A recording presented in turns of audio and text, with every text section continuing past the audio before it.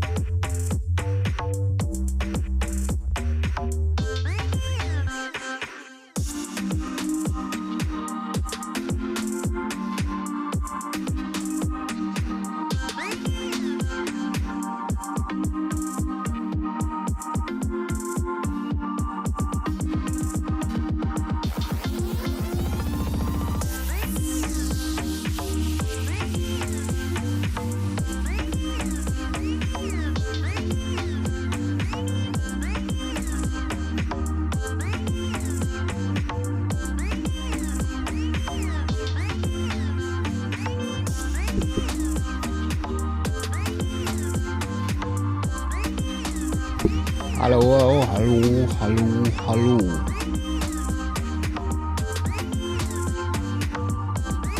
Test, Test, Test.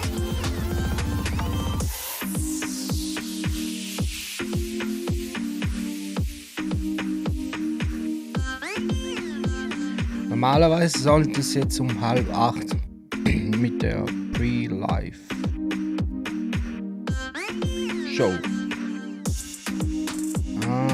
Jetzt haben sie es korrigiert, 19:43. Also, dann stimmt die Anzeige da, der Timer stimmt. Geht's noch 14 Minuten.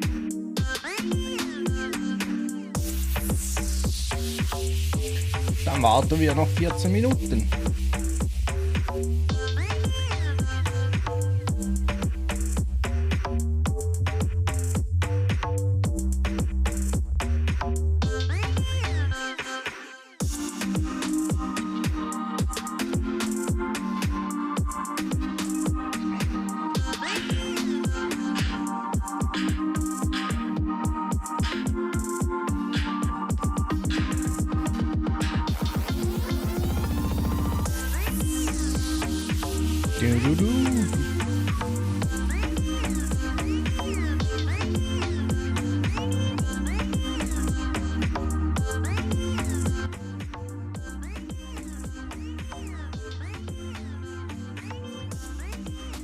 Jetzt ist es leiser geworden.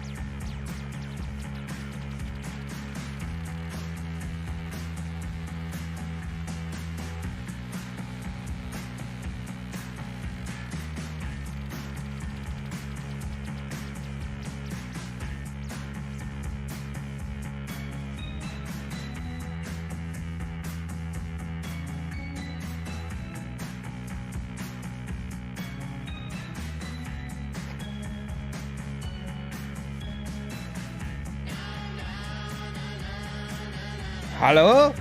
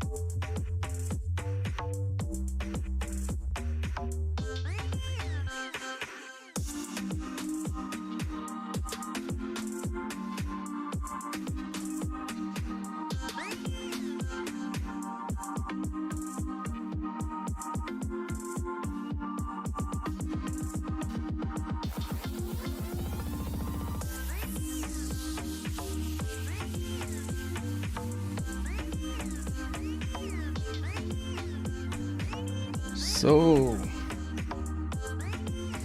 bald geht's los.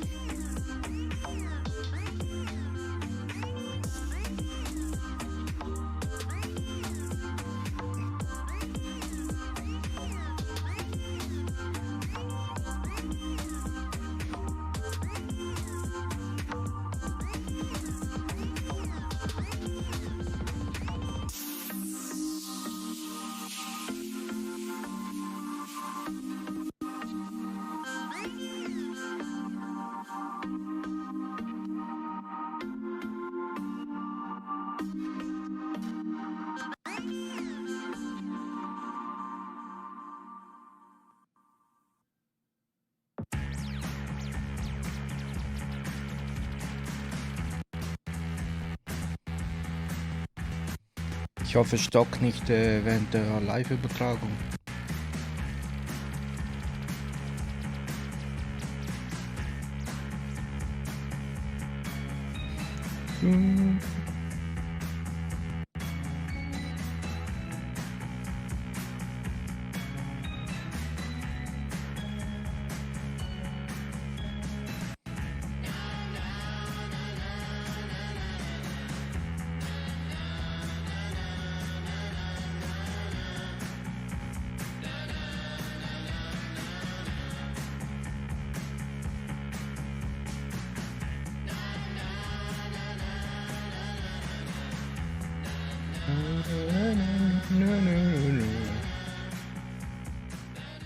So, oh, ab 18, hä?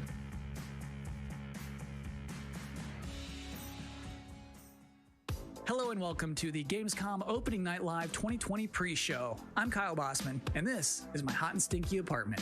I realize you probably have a lot of questions right now. Like, who is this guy? Not that important.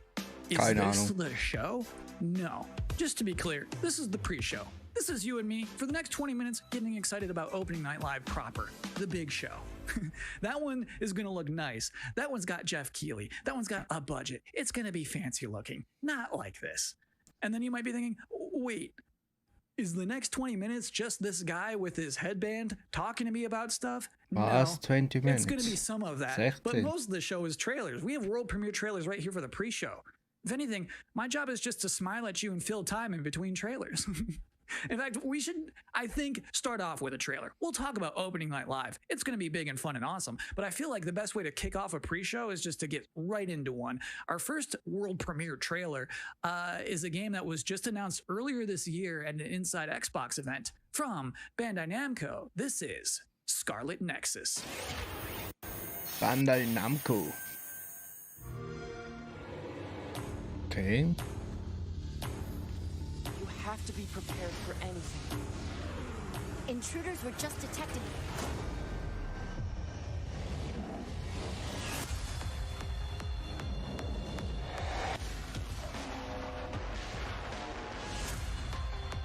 We have to work together.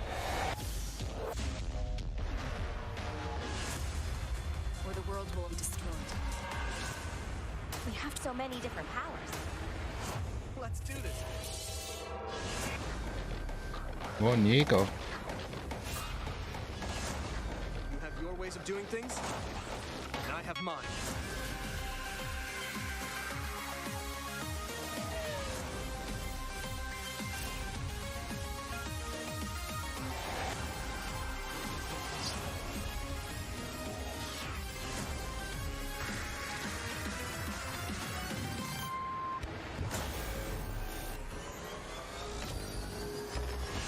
Ulti, hä? Ulti vom Jäger.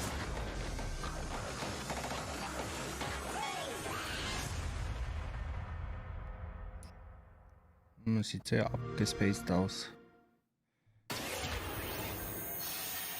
World premiere. If you're just now joining us, this is the Gamescom Opening Night Live 2020 pre-show. That was a trailer for a video game and not an anime, and I'm Kyle Bossman, not important. For the next 20 minutes, much less than now, we are counting down the minutes until the big show, Opening Night Live, in which you're going to get fresh looks at Fall Guys Season 2, Destiny 2, Call of Duty Black Ops Cold War was just announced yesterday. We're already getting to see more of that tonight. Lots of things to see. Cindy Goodman from IGN is going to be giving out the Gamescom awards for Best PC Game, Best PlayStation Game, Best Xbox Game, as well as talking about some brand new shows from IGN that they are debuting this week at Gamescom. Lots of stuff in ONL. It is going to be a chunky, thick show. But in the meantime, for this pre-show, it is time now for another world premiere on our end. The game next that we're going to see is called Quantum Error. And parents, let me warn you now, it's time to put the kids to bed because it's about to get scary as hell in here. I don't care if you're in the Western Hemisphere and it is the afternoon. Put the kids to bed. Okay, Horrorspiel oder was? Nee.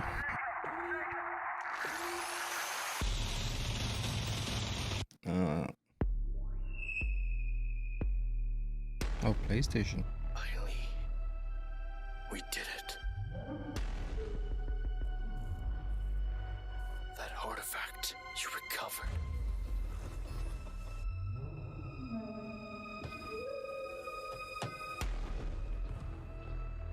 The answer Okay, das sieht krass aus, ja.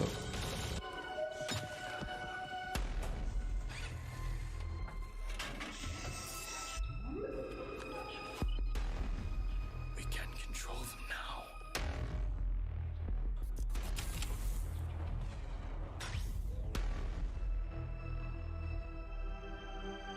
Use them to Okay. travel the stars.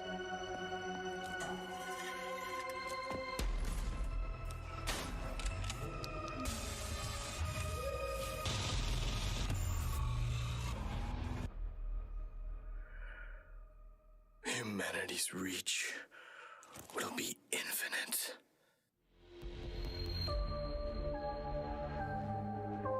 Ja, sieht schon gruselig aus. Brutal auch. Wer drauf steht. We've got a lot more world exclusive trailers to go, more pre-show to go, an interview with Jeff Keighley. Next up, we have a car brand synonymous with racing and innovation and a key partner of Gamescom for years, Ford. They're about to exclusively reveal the Ford? first ever car made with gamers for gamers. Was? Check it out. Im Ernst? Ford knows racing. In 2019, Ein Auto we für brought our Gamer. love of racing to gaming, and Team Fordzilla was born. And that was just the beginning. In May, we launched Project P1 to design a car So geil. in collaboration with gamers for gaming. This project was a global first, and our designers let their imagination go wild. So on to our first global announcement. Please welcome our first ever Team Fordzilla Project P1 model. Okay, interessant. Krass. Und das hätte ich jetzt nicht erwartet.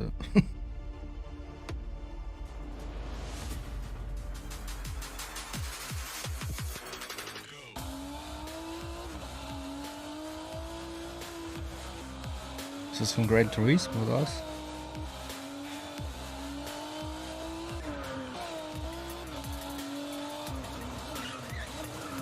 Aber es sieht schon geil aus, der Wagen.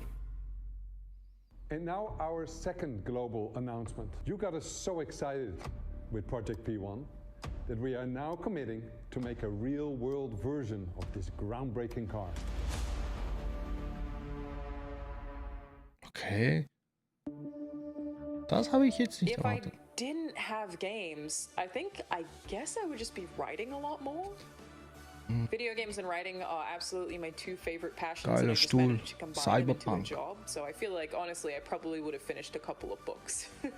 If there was no game, what else would I do? I mean, I like tech, but you need to do things on the technology. And so if I can't play things, if I wasn't into gaming, yeah, it'll be a lot of TV watching. If there's out there a universe where I'm not a gamer, then I probably would start to game. I think I will try something to put some smile on the face of everyone. I would watch a lot more movies and read more books and get bored. Welcome back to the Opening Night Live pre-show. This is only the second year of ONL existing, but I think it is safe to say that this year's will be unconventional. So to tell us what to expect from the show this year, please welcome Jeff Keighley. Oh, We're now joined by Jeff Keighley, host and executive producer of Opening Night Live. How you doing, Jeff? I'm doing great, Kyle. How are you? I'm doing okay. So back in April, Gamescom said we're going digital this year. When did you start thinking about ONL and how that's going to look? Well, we knew last year we were going to do another ONL this year because it was a big success. But yeah, we had no idea what format it was going to take. Normally we are in Cologne. This year we're doing it from Los Angeles. But actually, Gamescom came to me and said, we definitely want to do ONL. It's a digital event for the whole world. So even if we don't have something physically in Germany, we still want to do this show with you. And I said I was doing Summer Game Fest, and maybe we can bring all these things together to create this grand finale for the show. And all summer I was really hoping to do a show that was a little bit bigger than I've been, broadcasting from home here for many months. And I wanted to do something with kind of a set and a little bit of spectacle to it, and bring the whole industry together. And that's what we're going to do. So is it going to be just as long as a regular show? Yeah, we have like 2 hours of stuff to show folks from across the industry. Like the big stuff, the biggest games out there like Call of Duty, and then a lot of really, interesting titles. Of course, we're going to have some amazing next-gen stuff in the show, and Fall Guys Season 2, which has become a thing over the past couple of weeks. So it's really fun to have like the big and the small and the surprises and next-gen all blended together. But yeah, it's a full-blown show, 2 hours. Is it going to be just back-to-back trailers, or are you going to do some interviews and demos? You will definitely see trailers. You will see some extended gameplay demos of some titles as well. There will be a few interviews with a couple of developers. We've got some special guests. And one thing I will say kind of right out of the gate is that this is not sort of wall-to-wall shock and awe announcements of new games similar to last year at Gamescom. We have some really big updates on games that fans are excited about and meaningful, but the kind of big surprise announcements, we have a few things in the show, and we have lots of great things planned for the Game Awards. But similar to last year, this is really a showcase of like big holiday games coming next year that about. So I would tell people to set their expectations to be really meaningful updates on existing games versus blowing you away with surprise shock announcements. Great. Jeff, I'm personally looking forward to the show. Well, me too. It's been really fun to build this, but even working with our team, it's been challenging to do things safely in the era of COVID, and it's meant a lot to me that Gamescom has said we still want to do this show, and I think for all of us in the industry, we want that big showcase. So I'm just really excited to honestly like leave home, do like have a set, and you'll see we've got like screens and lights, and it's. If we do it right, we're going to hopefully create that magic moment that we haven't felt this summer, right? And a lot of the events this summer have been pre-taped, and they've been great and lots of cool game info, but I really wanted to do something live with a lot of energy to it. So if we do things right, that's what people are about to see. Very cool. Good luck with everything. Thanks, Kyle. Thanks for hosting the pre-show. I'm doing my best. So just so we're all on the same page about what just happened, that was basically an interview with my boss using questions that I mostly already know the answers to. So considering all that, I think that went pretty well. Next up, we do have another world premiere trailer, baby. Vroom, vroom, honk, honk for Dirt 5. Ah, Dirt 5.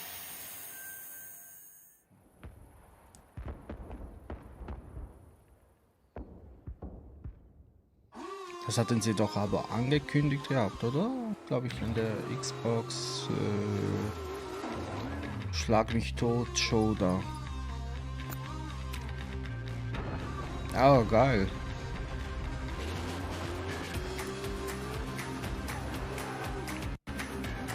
Ja, das ist aber cool.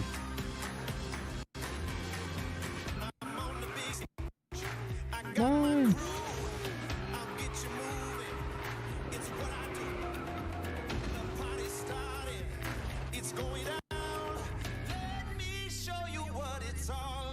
Das ist cool.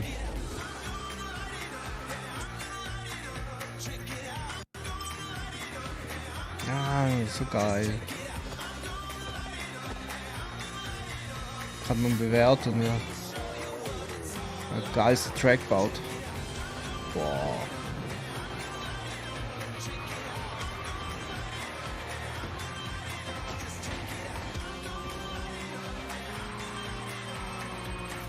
Cool. Das sieht nach viel Abwechslung aus.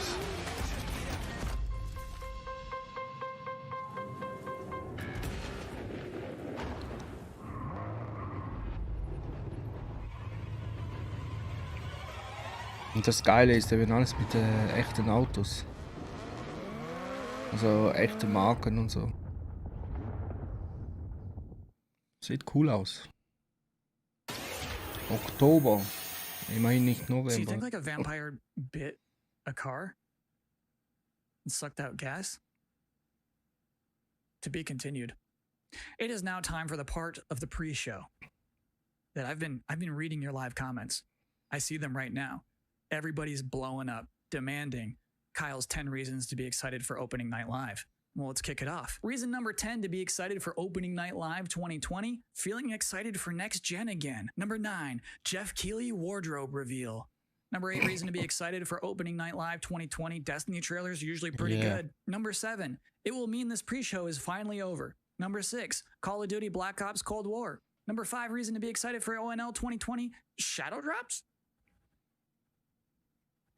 Number 4, Fall Guys Season 2. Number 3, reason to be excited for ONL 2020. Actual gameplay from a mysterious PlayStation 5 exclusive. Ooh. Number 2, everything else in my life sucks right now. And the number 1 reason to be excited for opening night live 2020, Jeff Keighley said it's gonna be good.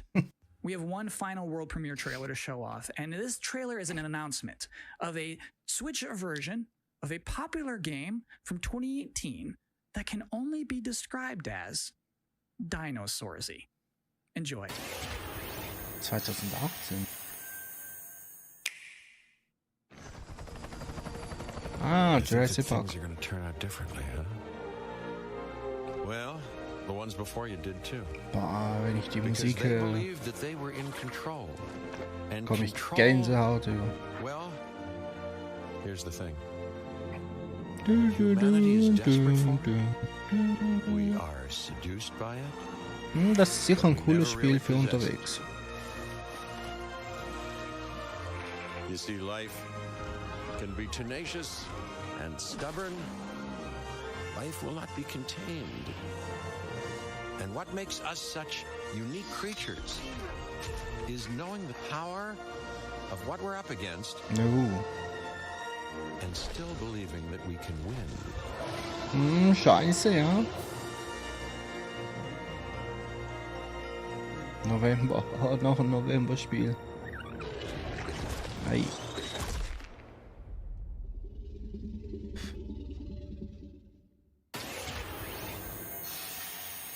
That's it. That's all we have for you in this very pre-show. Please be excited for the actual opening night live, in which you'll see some Destiny 2. You'll see Fall Guys Season 2. You'll see Black Ops Cold War. That mysterious PlayStation 5 demo. Some things we've probably never heard of before. I think it's going to be a very good show. I'm personally excited about it. Me. I should thank you, actually, for putting up with my nonsense for the last 20 minutes. It is appreciated. But seriously, enjoy the show. Yeah. Jetzt stockt's gleich, wenn alle zuschalten. To take control of our world. When we feel out of place, disconnected, and divided. There are always repercussions. Do we have what it takes? All right, I'm going in. To be heroes? What we're doing here could change things forever. Tonight, we bring the world together. You're with us now. We celebrate who we are. Yes, it's humanity's chance to repent. And what we are. I'm with you every step of the way. The future of gaming. Welcome to Gamescom, opening night live. Yeah.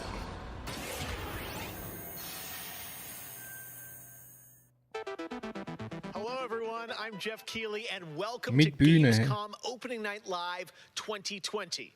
Now, this year, Gamescom is, of course, a little different than normal, and I hope all of you and your families are safe and healthy at home. In 2020, games have comforted and connected us more than ever. And with the launch of PlayStation 5 and Xbox Series X later this year, games are only going to get better. Well, all summer, I was hopeful we could get to this very moment, a big live showcase filled with more than 35 games to kick off Gamescom 2020. Tonight, you'll get a first look at Fall Guys Season 2 and an extended gameplay demo of Ratchet & Clank Rift Apart for PlayStation 5. Plus, we might have a couple surprises along the way, too. But before we start, I want to acknowledge and thank all the game developers, marketers, and publishers who have worked under challenging circumstances to keep us entertained. This show is nothing without them or my production team, and doing a show at this scale safely is not easy, especially when all of you at home have some pretty insane expectations. I hope tonight reminds you why you love to play games. And with that, we're going to move on to our first game with a game that was just announced yesterday, Call of Duty Black Ops Cold War. And joining me is Dan Vondrack from Raven to tell us about the game and give you an exclusive sneak peek. Dan, how you doing? Good, Jeff. Thanks for having me here. This has been a dream project for us to work on from nearly the beginning of development. We knew Black Ops Cold War was going to be a direct sequel to Black Ops 1, and we loved the idea of returning to the pillars that built the Black Ops franchise: deniable operations, conspiracy grounded in history, and that shadowy world of paranoia. And we get to mix all those together, drop the player into the 1980s at the height of the Cold War, and it's really something that we know would feel relevant to today and also uniquely Black Ops. Well, you start playing with Black Ops, everyone wants to know characters. We saw yesterday in the reveal trailers, some familiar faces. So, Woods, Mason, break it down. How does this fit into the Black Ops canon? You said it's a direct sequel, so are we going to see a lot of familiar faces? Yeah, part of the fun in making this game was bringing back the iconic characters like Woods and Hudson and Mason and seeing how all those personalities mix with some of the new characters. So the campaign takes place in 1981, and we love that we've been able to have so many connections to the original Black Ops and really be that direct sequel to the game. Now, one thing that I'm really excited about this is you're pushing the storytelling in kind of a new direction with some branches and some options about how you play through the campaign. Can you maybe walk us through your thinking there? Yeah, one of the driving forces from early in development was to say, let's take this Black Ops thrill ride and infuse it with some player choice and some player freedom. Anything we can do to give the player a little more ownership over their experience. So that starts with allowing the player to create their own character for the Cold War campaign. They can name them, pick a military background, and really pretend they are that Black Ops soldier that they want to be. From there, we wanted to take some of our missions and infuse optional objectives, multiple paths, and some player choice moments inside some of those missions. And it was fun to find that balance between the hard-driving Call of Duty action and these more non-linear experiences inside some of the missions. So with choice comes the player wanting to feel that impact. So some of those choices earlier in the game and some towards the end will actually shape the ending of the narrative of the campaign. All right, so multiple endings to this game. Yeah, absolutely. That was one of the big things for us. It's like we love that Black Ops has always been willing to take risks, and we all know they did some of this in Black Ops 2. And with our story and with these features, we love playing homage to those early Black Ops games. Oh, yeah, I remember the numbers. All right. Well, Dan, we are excited to see more of it. I know multiplayer reveal is coming in September, but since you got a switch there, maybe you could flip the switch on something exclusive for us. What are you going to show us? Yeah, absolutely. This is really exciting because this will be the first time we've done this outside the walls of the development studio. This is a scene from earlier in the game, and it's a critical point that really shows the narrative of the world, shows this threat that our heroes are going to be battling. So let's take a look. Call of Duty aktuell. Und jetzt gibt's eine World Premiere. 1943. Detailed information from the Manhattan Project was stolen from Los Alamos by the Russian spy known as Perseus. 1968, Vietnam War. Viet Cong soldiers orchestrated by Perseus attempted to steal an American-made nuclear bomb from a U.S. firebase. 5 days ago, while on a mission, we acquired intel that Perseus is in play again and planning an attack on the West. Was läuft bei dir? Perseus. The CIA's analysts consider him to be the single largest threat to the free world. Mr. Hudson, we're all aware of Perseus. We're also aware he's more myth than fact. I mean, personally, I think he's nothing more than the Russian boogeyman. General Haig, allow me to introduce the man best suited to respond to that. CIA clandestine special officer Russell Adler. He's one of the few people who even come close to capturing Perseus. Mr. Adler, cool. why should we take this Perseus threat seriously? You don't have to, sir. Yeah, then a lot of innocent people are gonna die. Why do you say that? Sir. Every time Perseus has come into play, it's shifted the balance of the Cold War. After 13 years of silence, if he's active, something big is gonna happen. Something that will affect the free world.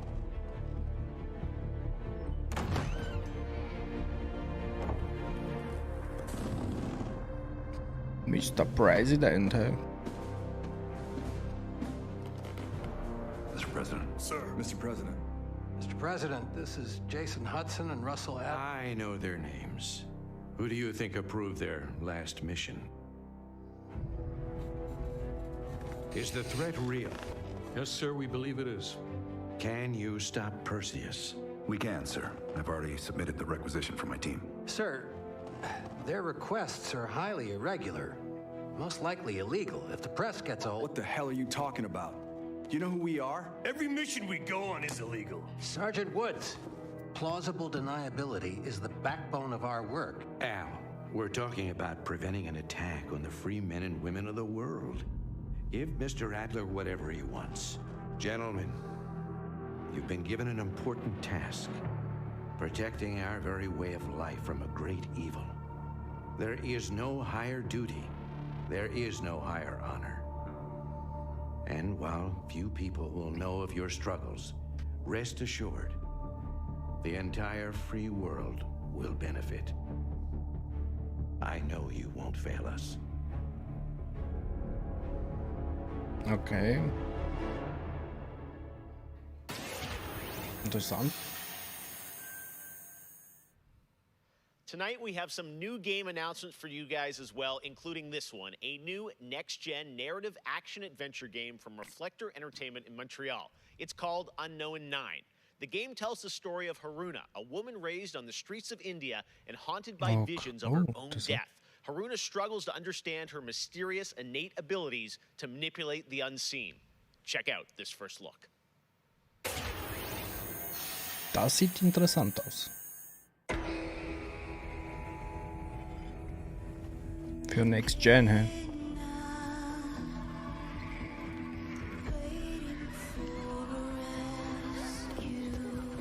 Ja, das hatten wir, glaube ich, noch nicht gesehen, oder? Das ist wirklich World Premiere. Cool.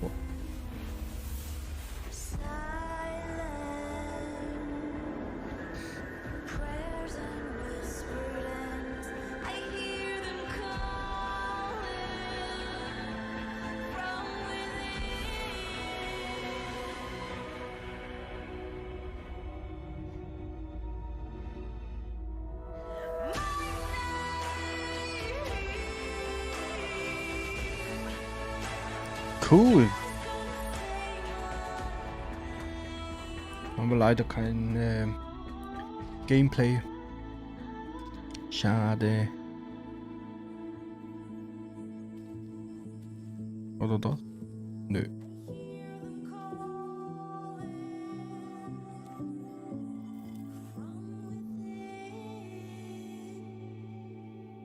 Na, schlussendlich spielt man mit der älteren Version.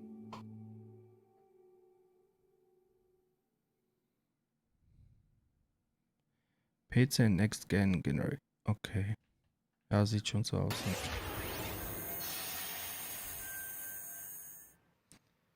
All right, let's get to the gameplay. One of this year's biggest games has been Doom Eternal. Tonight, we've got an exclusive first look at the campaign expansion called The Ancient Gods Part 1. Check this out. Ja, habe ich immer noch nicht durchgespielt. Aber es ist ein cooler Shooter.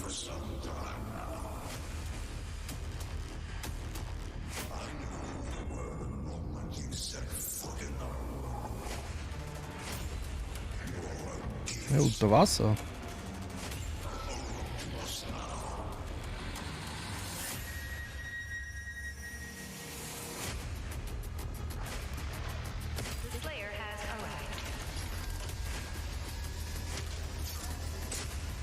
Das ist schon heftig.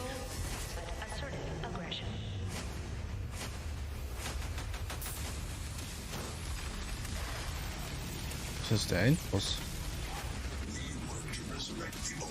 Oder das.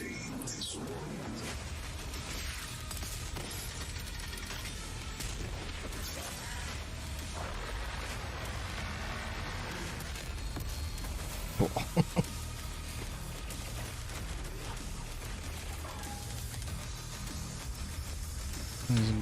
Geisterjäger.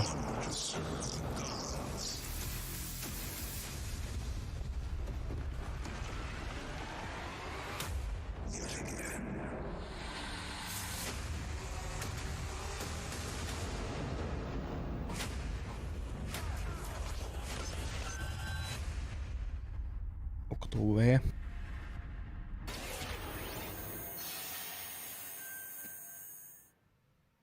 2020 marks the 25th anniversary of a legendary game studio, BioWare.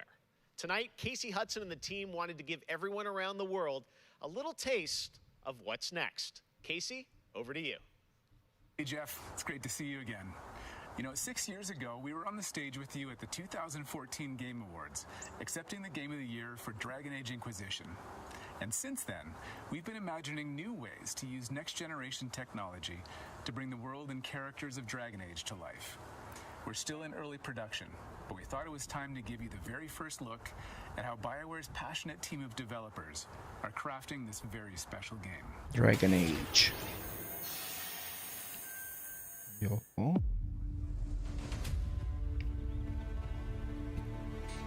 Das muss mit fetter Grafik kommen. So I've got to see it grow up and turn from a company of 35 people to a company of more than 300 people.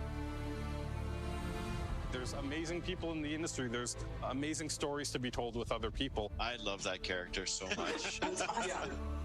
We're very experimental here at BioWare, so we're always coming up with new stuff. We're always trying to improve, innovate, and bring new characters to life for our players and fans to enjoy. The world of Dragon Age really has got it all.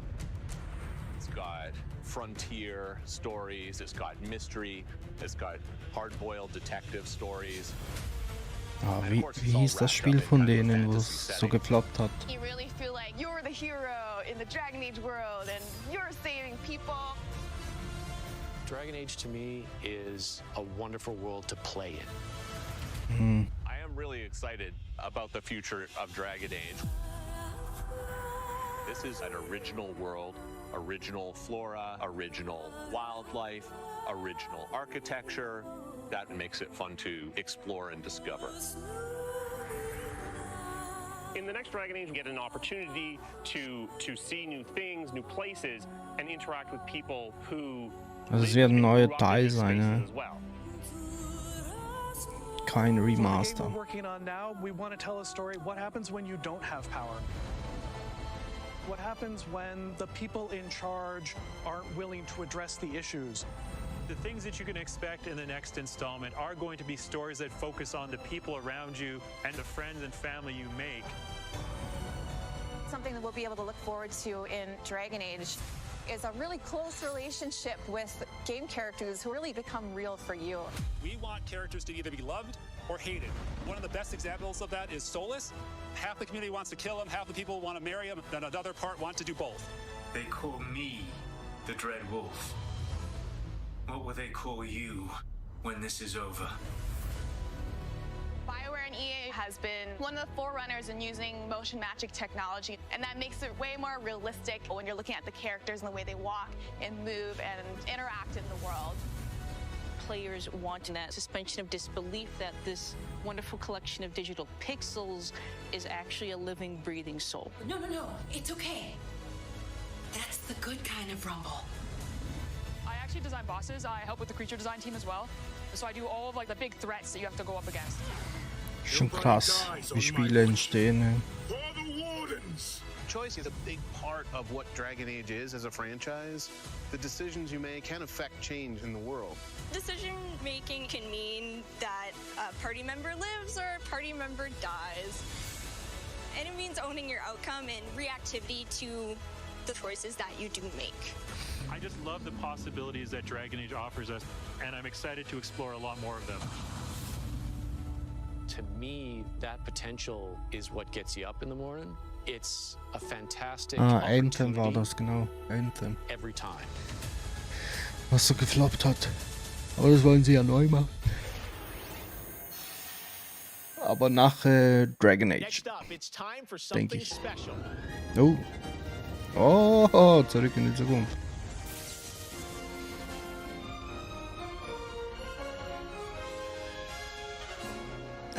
Kommt. Ja, ist doch cool. I think there's been a serious miscalculation. Wow, wait, you're what's his name? Back to the Future. I'm Emmanuel Brown, doctor of physics, not of medicine, and certainly not that quack from Rick and Morty. Yeah, we know who you are, but what are you doing Jeff, here? I did come back from the future to this precise moment on August 27th, 2020, because it's imperative we launch Surgeon Simulator 2 right now. And what exactly do you have to do with Surgeon Simulator? During the mid-20th century, some friends of mine from Bernardshire University invented a state-of-the-art medical training facility, otherwise known as the Surgeon Simulator Training Program. Now, 70 years later, we've digitized the experience. It's Schauen, wie alt der Schauspieler schon ist. through your computer and then be medically trained from the comfort of your keyboard. And it's available as of Great Scott, this very moment. Christopher Lloyd. I want a world premiere, a few examples of some of the 81er. successful test subjects who have already completed the course. So you're saying a world premiere will save our future? Only time will tell. And speaking of time, I'm off to another world premiere, Avengers 26. Avengers. Return of the Son of Thanos, opening 2077. And with that, I leave the fate of the human race in your hands. Just make sure you play Surgeon Simulator 2 Nein. now. Doctor's orders. Was in Zukunft passieren wird. Boah. Let me give him a little pat on the head. Where does this part go? Wait, there, we got it. He looks good as new. Oh. Good armor, bring it in here. We're dying. He's dying. Oh, That's not right! My finger slipped! He gets the right. Jesus Christ! Put it back!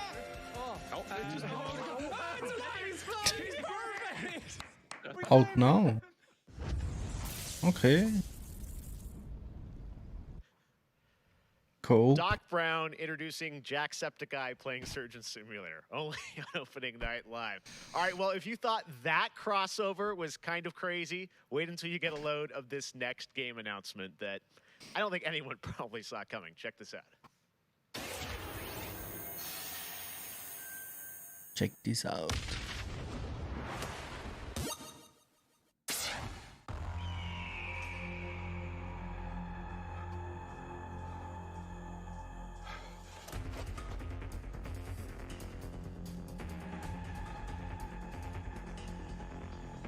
Das ist doch auch so ein Schauspieler, oder nicht? Dachte ich. So Komödie.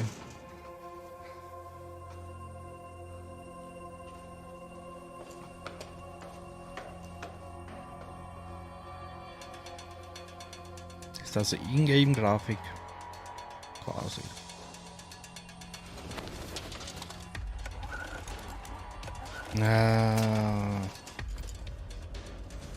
Ich weiß, was das ist. Das ist das Horrorspiel. Oder? Nicht? Nee, doch.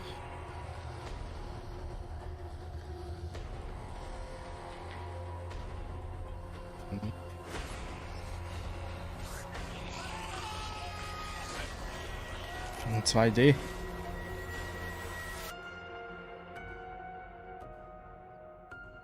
Hey. Brücke bauen.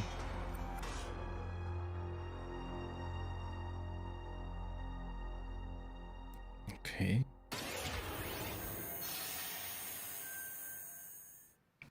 Tonight is just the start of Gamescom 2020. Over the next 3 days, there are more streams from IGN and Webedia with in-depth looks at games, a digital cosplay contest, and some special new shows just for Gamescom. Your portal for all things Gamescom this year is Gamescom Now, which you can check out at gamescom.global. Now, one game you'll hear more about later on IGN's post-show is this one, a return of two classic characters that I love. Check this out. Classic character. Mario. Nö. In a world gone strange.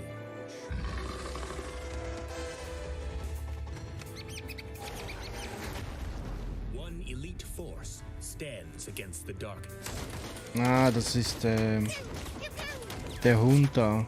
Oh, keine Ahnung, wie der heißt. Here, slip on this little beauty for effect. Ah, Sam und Max. Ja. Sam, I'm blind. VR. Hello, miss.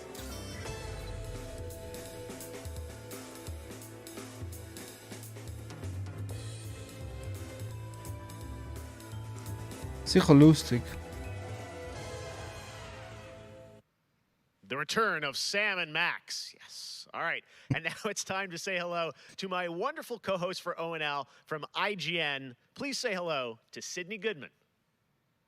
Thank you, Jeff. What's up, everyone? I'm Sydney Goodman, and I am thrilled to be here. Gamescom is always such a fun event, and throughout the show tonight, I'll be telling you about all the different ways that IGN is involved in this year's festivities. But first, I have an award to announce. The winner of Best Nintendo Switch Game is Little Nightmares 2. Okay. Huge congratulations. Like I said, IGN is going to be here for all of Gamescom with great shows such as Gamescom Studio, where you can find me and my co-hosts for all day long games content, interviews, dev talks, and more. Plus, we have Gamescom Awesome Indies, the show with and for indie developers. That premieres Saturday, August 29th at 7 p.m. Central European Time, so be sure to tune in for more announcements and special guests. And now, let's go back to Jeff for our next big world premiere. Yeah, big world premiere. Awesome. Thank you so much, Sid. We are so excited to see what's in the Gamescom studio and also Awesome Indies. And I'm going to be on the Daily Show tomorrow, so looking forward to that. All right, well, on to our next game. In the next World of Warcraft expansion, players will journey beyond the mortal world of Azeroth to a place where no living soul has set foot before. The Shadowlands, the afterlife of an entire Warcraft universe. The infinite realms of the Shadowlands Das habe ich halt nie gespielt, World of Warcraft. Covenants, each holding dominion over a different aspect of the afterlife. And depending on how someone lived their mortal life, they may end up as part of one of these covenants when they cross over into the Shadowlands. Today, we're excited to give you a closer look at the noble and pure Kyrian Covenant from the realm of Bastion, who are charged with carrying the souls of the dead into the beyond. So sit back and get ready for the world premiere of Bastion, the first in Blizzard Entertainment's new 4-part series of animated shorts called Afterlives. Enjoy.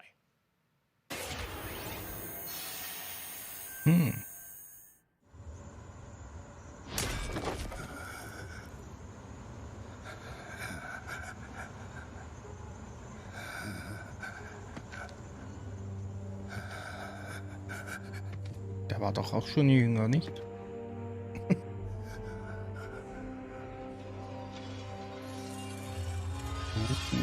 Geil Schwert.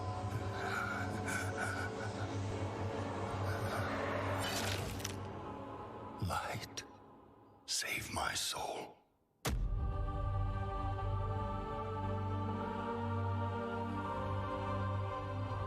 Ist das ein komplett neues Spiel oder was? Ich check's nicht. Uther. Also ist das nicht World of Warcraft? Where am I? Welcome to Bastion. You led a truly selfless life, and for that, you have been chosen. Chosen?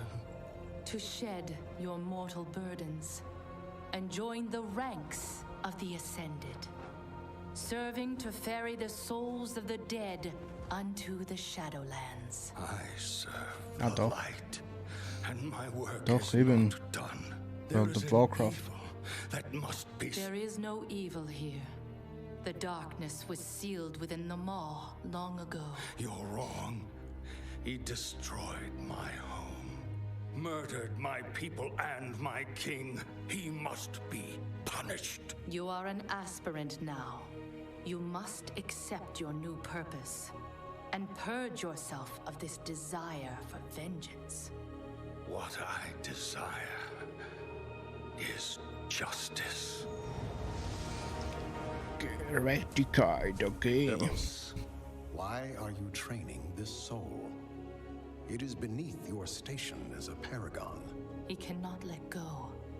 He continues to demand retribution for his death. And this concerns you?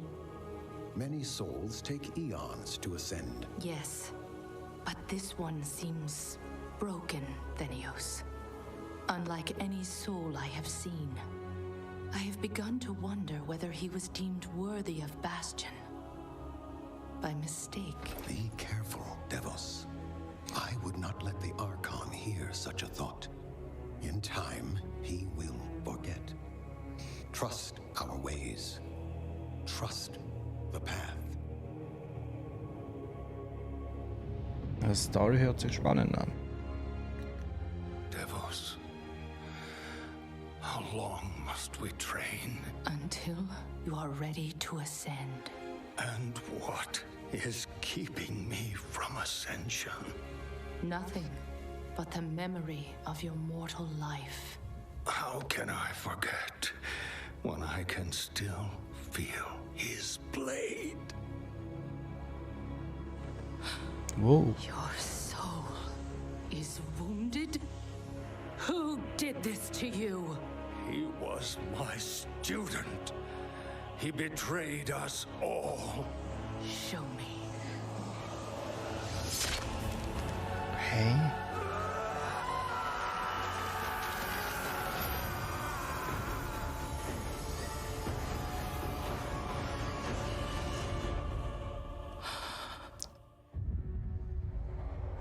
The runes on his blade were unmistakable. This dark agent runs free on a mortal world with the power of the Maw itself in hand. Our realm is imperiled. Impossible. The Maw is inescapable. You must return to the path. If he had purged his life, we never would have known of this calamity. The path is flawed. Enough! The order of the Shadowlands depends on the execution of our eternal charge. You will abandon this course. Was? As you command, my Archon.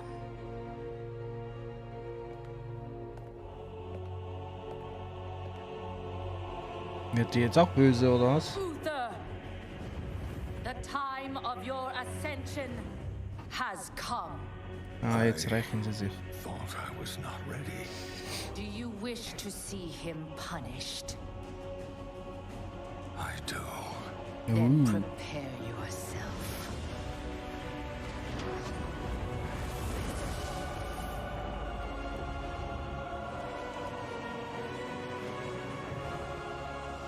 The moment he falls, we will claim him.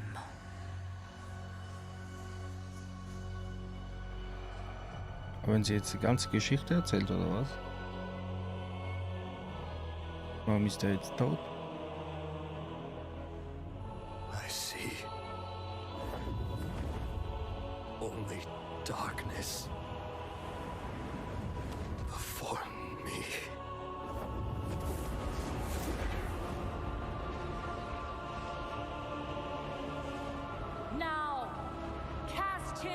to the Maw. Return him to the darkness he served. His eternal suffering awaits. He was my student. Remember what he did. Wer ist jetzt böse? And take your vengeance. Not vengeance. Justice.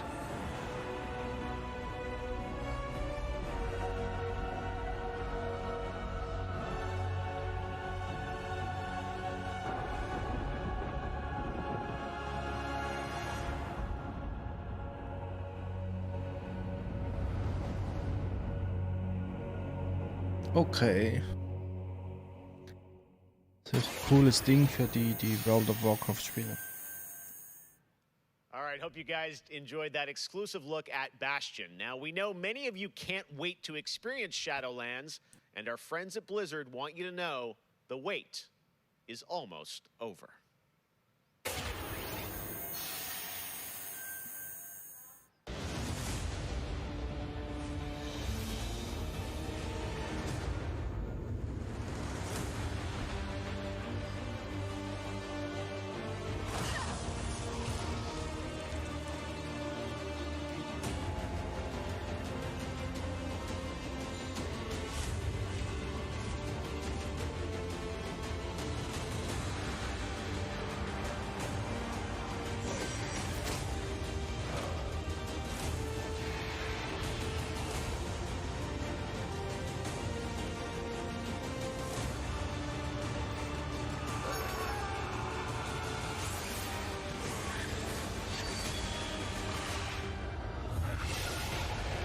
Raid, hä? Ja, das Spiel selber sieht halt schon geil aus, aber die Grafik passt mir nicht so. Obwohl, ich habe auch Paladins und so gespielt und die haben ja ähnliche Grafik. 27th, it is official, and we have so much more opening night live still to go for you. Ratchet & Clank, PlayStation 5, much more. Stay tuned. All right, but now it's time for the announcement of a new universe that is coming to gaming for the first time with a project from a Canadian studio. Check this out. Canadian studio. Have returned. They corrupted, divided, conquered. Until finally. Oh Mann. Jetzt ist völlig abgekratzt.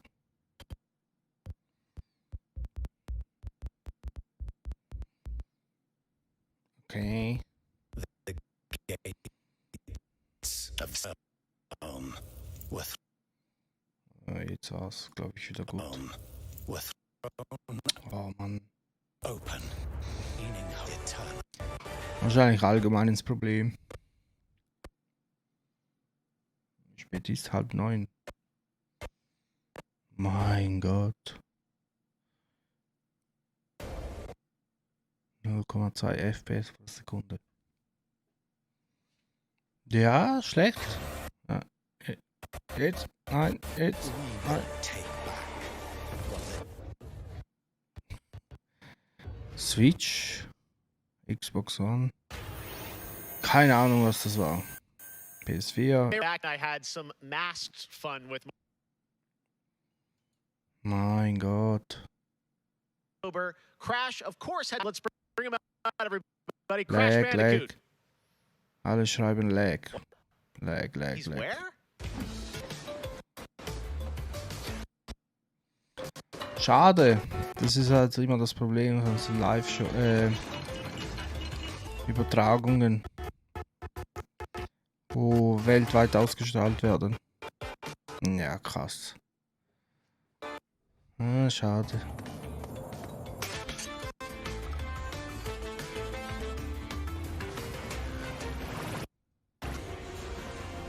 Echt schade, echt schade.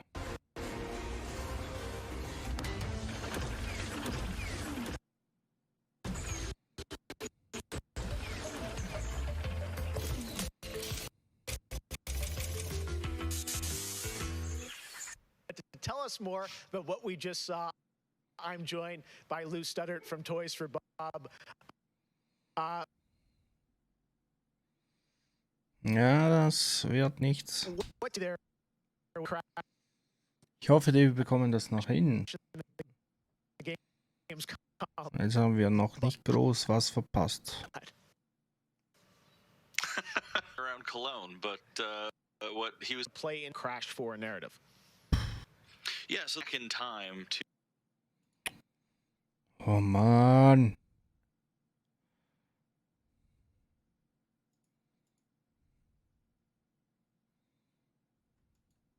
And they're super. We can't wait to get people's hands on them. Yeah, no, I got to play a demo of this a few weeks ago, and that was a challenge. So I can't imagine how nefarious these are. How are they going to be integrated into the game? Are they Immer optional, noch like nicht option stuff, or hundertprozentig, how do you get to them? Sure. So players actually have to collect the flashback tapes in the levels themselves. They're an object to pick up, and to actually pick them up, they have to reach them in the level without dying. It's kind of our homage to the death routes from the original trilogy. Auf der PlayStation 1 habe ich das Spiel geliebt. Objects in the level, pick them up, and then once they get them, they'll get Bös access to gefeiert. these unique levels. So beyond the pure challenge, what other fun? How are these fun for players to kind of experience, and what do they get to do in them? Sure. So one of the things that we did was we actually used Aber da war es these noch as, speziell like I halt. said, puzzle rooms. Really kind of fun, nefarious, devious ways for Crash to really express that pure plumbing kind of aspect of gameplay that we know and love about the franchise. Narratively for us, it was really cool to layer in kind of a unique perspective to the franchise. This is the moment when Cortex is really excited about the prospect of Crash being on his team, because Crash was originally created by Cortex, and so this is a weird point in time that's never really been explored in things before. Awesome. All right. Well, Crash 4, it's about time. Looks phenomenal, Lou. Schau mal, was Cannot wait so to check it out in October. Thanks for joining us. Yeah, thanks for having me. in den sozialen Medien We'll be passiert. right back after this for more Gamescom Opening Night Live.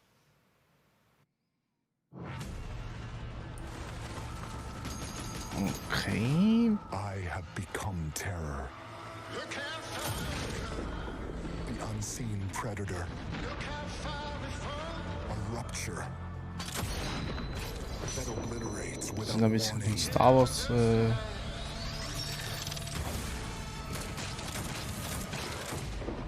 Okay. The hordes of Enoch will fall before me. But together, Oh Mann, das nervt, ey, das stockt. the anomaly alters us each in our own ways. Ist das Game von Square Down the Enix? same road into the dark heart of creation. 'Cause I feel the way you feel. We will find the source. Whatever it holds. Ich glaube, das whatever ist it das. takes.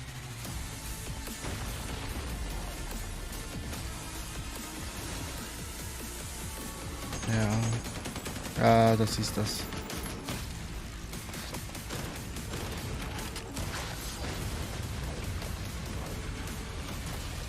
Das konnten ja auch schon viele anspielen. Aber mir sagt es gar nichts. Outriders, genau. Jo. Keine Zeit für Outriders. Was gibt's jetzt? Pause? Welcome to Ah, the schon vorbei. Hyperscape. Hey, Hyperscape habe ich noch nie gespielt. Leave as a champion. Schauen wir mal. This is it.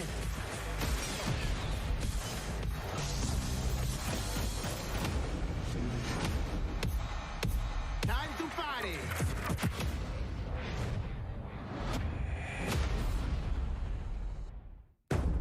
Ist Werbung. Ah, das habe ich heute bekommen. Zu Vasa. Collectors Edition. Noch unverpackt.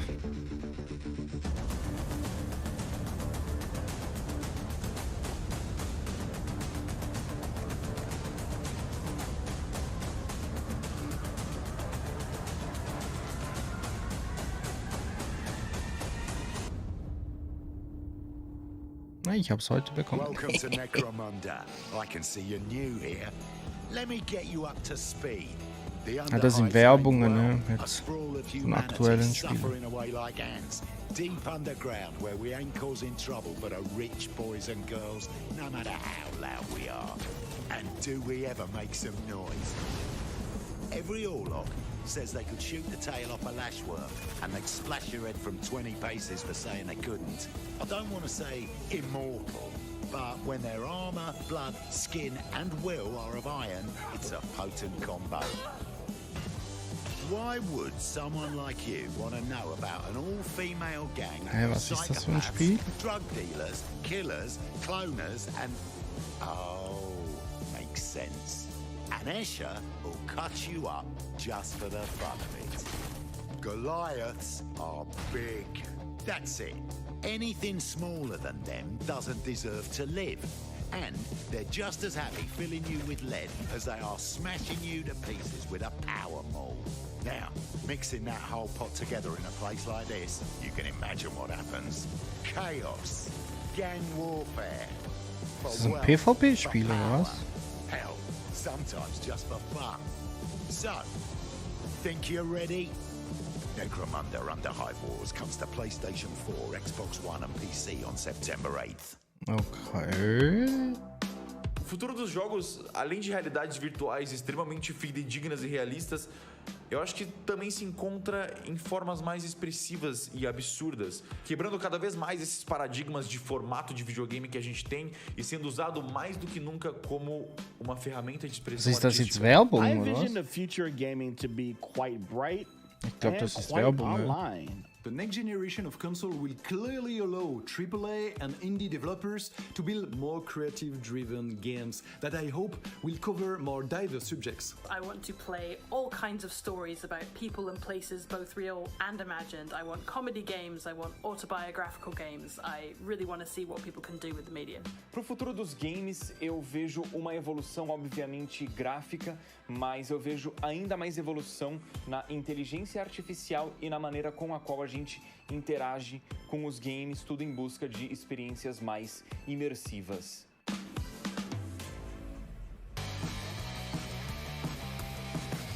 Jetzt geht's weiter.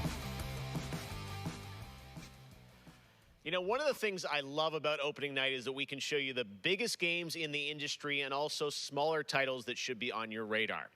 So pay attention to this next game. It comes from a team of two in Sweden, Tuxedo Labs. Over the past 3 years, developer Dennis Gustafsson has built his own game engine to realize his vision for a fully destructible game world.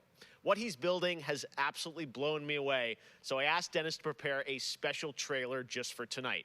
I hope you're equally inspired by the ideas in this next game. Definitely one to watch. Teardown.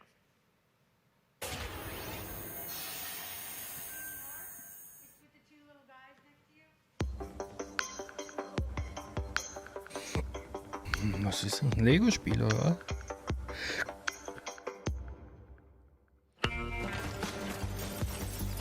Das sieht so aus, ja?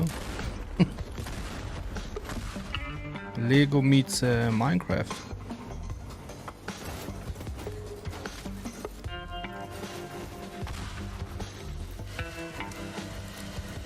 Hey, das sieht wirklich wie Minecraft aus.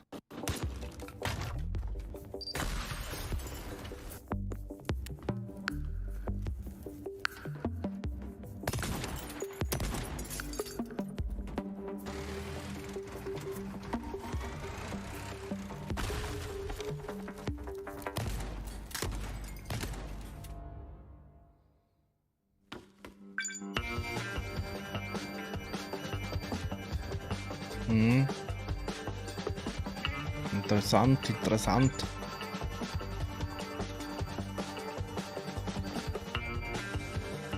Dann musst du dir den Weg zurecht machen.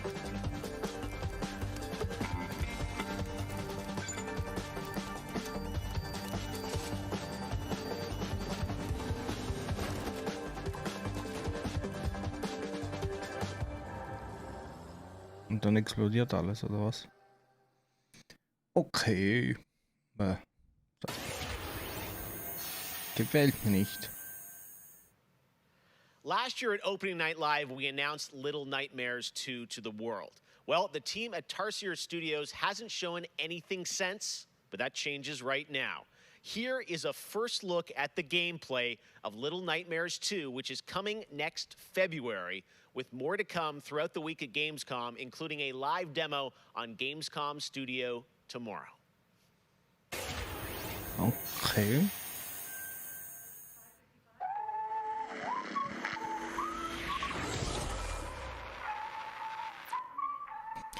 Bandai Namco.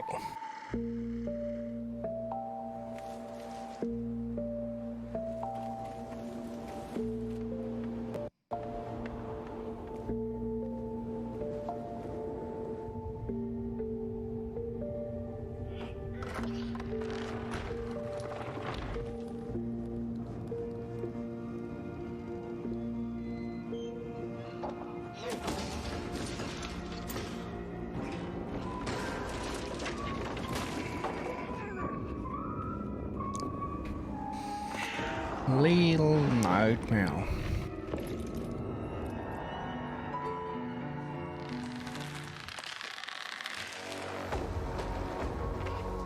Schon gruselig, denke ich. Noch nie gespielt. Aber das sieht schon gruselig aus.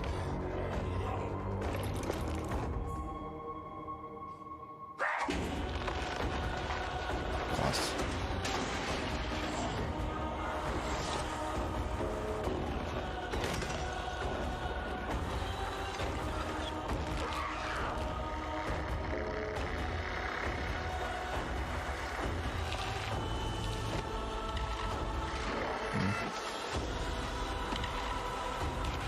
Ja, ist sicher nichts für schwache Nerven, denke ich.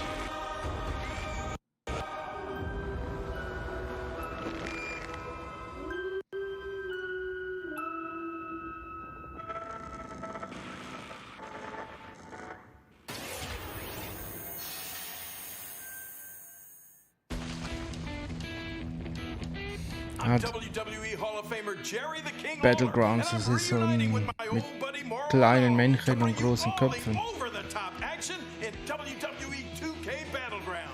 Ja, wie bei NBA.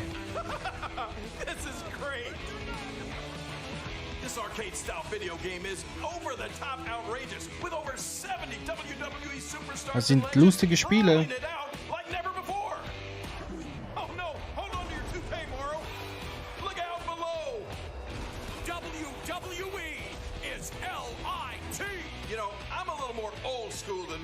So I can't wait to see these WWE legends teach these kids a thing or two. And you know what? Here's a closer look at the insane action. It's a great evening for WWE action. Oh, wow. Take that, Moro. Man, it's so good to see the Bella Twins at their best. And now, let's keep this party rolling with another matchup. Oh, look out, Moro. The Undertaker. The Undertaker. And Finn Balor is about to be taken for his last ride. Mamma mia, what a move! Meet special. Oh no! He just hit the snooze button. How do you lose like that? What's the matter with you legends? This is just an example of the pandemonium that you're going to experience when you head to the battlegrounds. Whew, that's a big toy hammer. Oh, I can't believe my eyes. Seth Rollins delivers the stomp. What a night. What a night. This is the greatest thing I've ever seen. Ist sicher lustig. Pre-order WWE 2K Battlegrounds today. Today? All without limits. Wann kommt's raus? September. Okay. Mamma mia! Oh, sorry, Moro. I know that's your line. Lustig, Hello lustig. again. I have even more awards to announce, so let's get right down to it.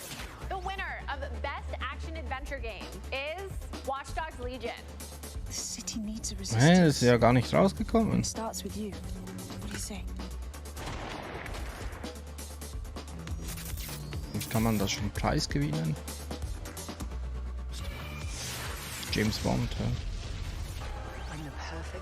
Wow, The winner of Rogue the Best Squadron. Action Game is Star Wars Squadrons.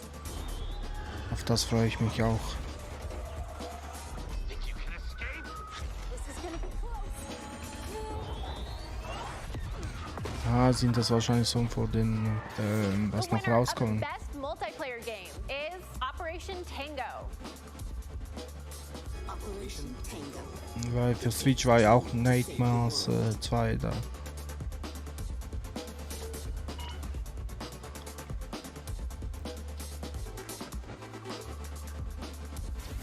I used to be an explorer. The winner of Best Indie Game is Curious Expedition 2. Did not believe what I had witnessed. It was time for the world to learn my name. Congratulations to all the winners.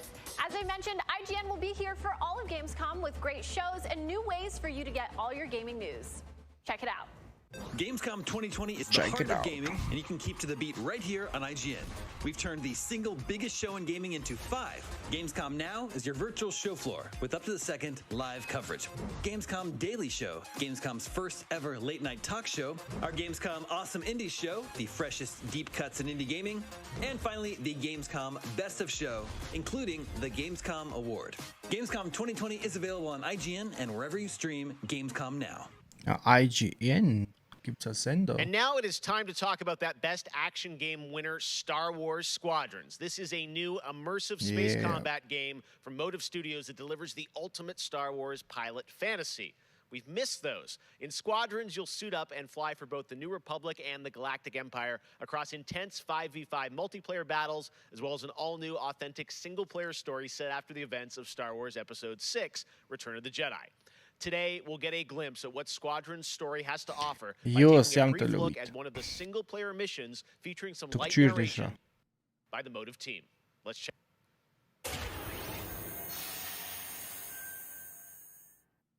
We all choose our path. Light or Hey, dark. Leia. Freedom or destruction. Oh. The Empire chose to destroy Alderaan in order to spread fear and douse the fires of rebellion. But the heroic pilots of the Rebel Alliance have chosen to keep fighting, to show the Empire that we are not afraid. It was their bravery that ended Palpatine's reign and brought about our new Republic. However, the Empire lives on, shattered though it may be. As I speak, Imperial forces are edging toward the Bormia sector, hoping to end our new Republic before we find our footing. As their empire collapses, they try to tighten their grip. But the galaxy is changing, and you can be a part of it. With the help of brave and daring pilots, this war can end. Make a choice. Fly with the New Republic. Change our galaxy for the better. Hi, I'm Suzanne Hunka, narrative producer on Star Wars Squadrons. Cool. Our single-player story is one of daring pilots and deep-seated rivalries. Take Titan Squadron. Hunt down this Starhawk and eliminate it. Gladly, Admiral Sloan. Over the course of the story, you'll fly as 2 pilots on opposite sides of the war. And, like all modes in Star Wars Squadrons, you'll have the option to experience every mission fully immersed in VR. Wedge Antilles. VR. I hear you're the reason I was able to finally get a comm through. We're giving you a glimpse of an early Imperial mission behind enemy lines. One of our spies, Agent Thorne, has discovered vital intelligence on Project Starhawk. Your mission is to extract her from an orbital outpost above Hosnian Prime. Behind enemy lines, you'll have to eliminate perimeter defenses. The outpost is defenseless. When you've secured the area, you will escort the Gladius to the outpost, and our extraction team will acquire Agent Thorne. Once Thorne is secure, reach your Gozanti cruisers and return to the Overseer. Cover our escape and escort us to the jump point. We have Republic corvettes inbound. Move, Titan! Ladies, change course and keep Agent Thorne safe. Titan 3, take out those fighters. Understood. I'll handle it. Oh, sieht krass aus. No time to celebrate. Move on. Sieht richtig geil aus. Each mission will immerse you into the escalating conflict between the New Republic and a shattered empire. Debrief with your squad mates between missions. You're our new wingmate. Customize and master all 8 starfighters and join the galaxy's finest. I need you focused and ready to go. Ich bin gar nicht am Spielen. At the Nadiri dockyards, to setting setting a trap in the Xavian Abyss. The story of these rival squadrons will push the war to the brink and define the galaxy for years to come. I look forward to seeing you in combat October 2nd. October 2nd, yeah. Bald.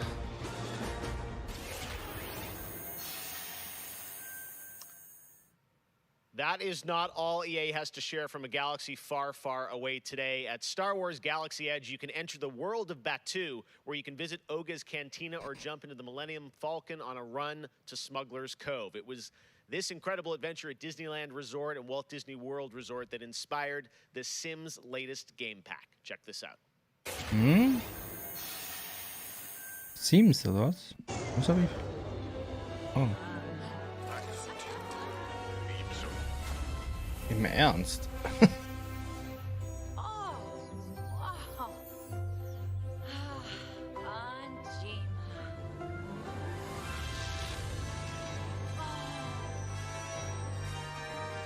Oh geil, dann muss ich Sims wieder spielen.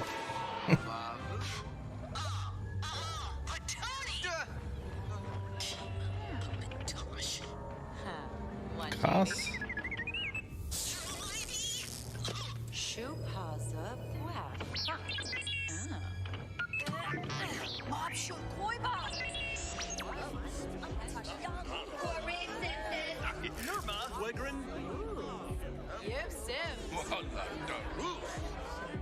Hä?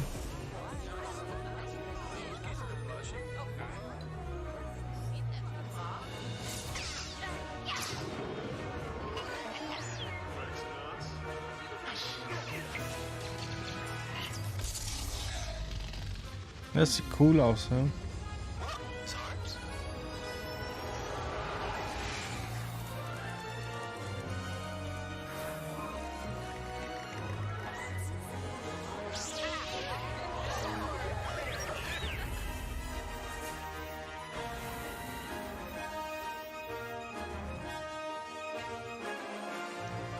September, hä? Cool.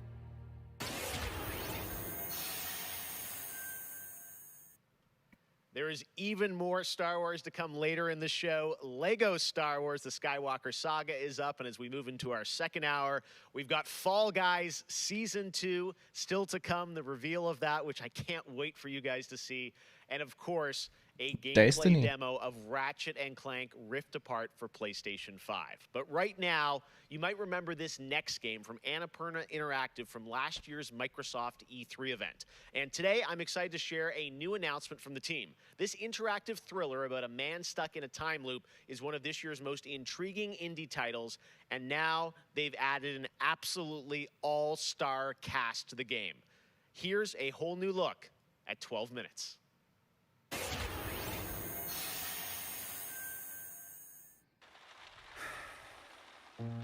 All right, close your eyes.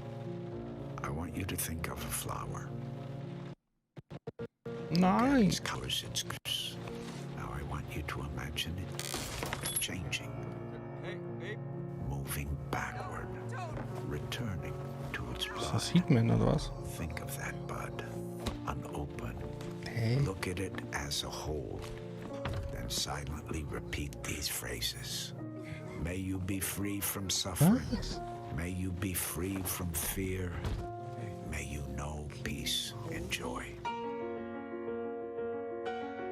Oh, krass.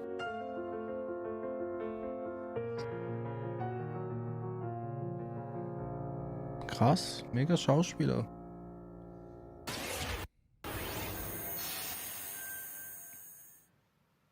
That's going to be a really special indie game. So glad to announce that here on the show. Now, last year at the Game Awards, we announced Godfall, a new looter shooter coming to PlayStation 5 and PC from Counterplay. Tonight, we've got a quick sneak peek of one of the new Valor plates with more footage coming as part of Gamescom 2020. Check this out. Ja, bei diesem Game weiß ich nicht. Wie ich das erste Mal gesehen habe, fand ich es richtig geil, aber so Gameplay.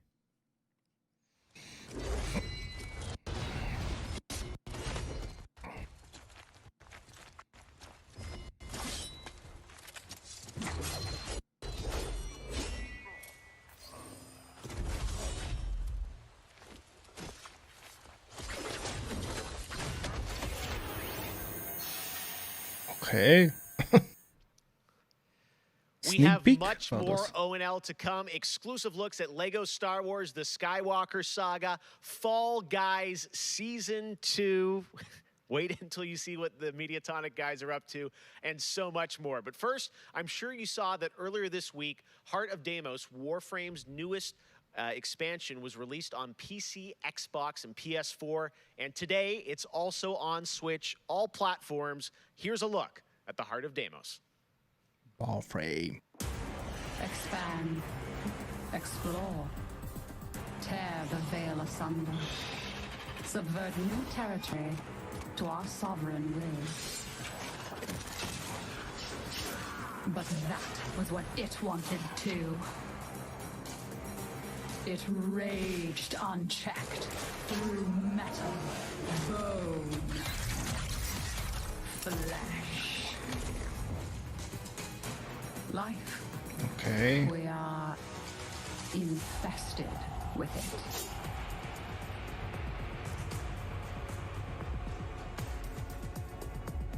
What? Visitors?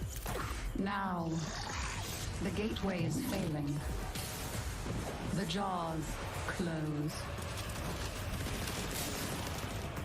The final heartbeat approaches.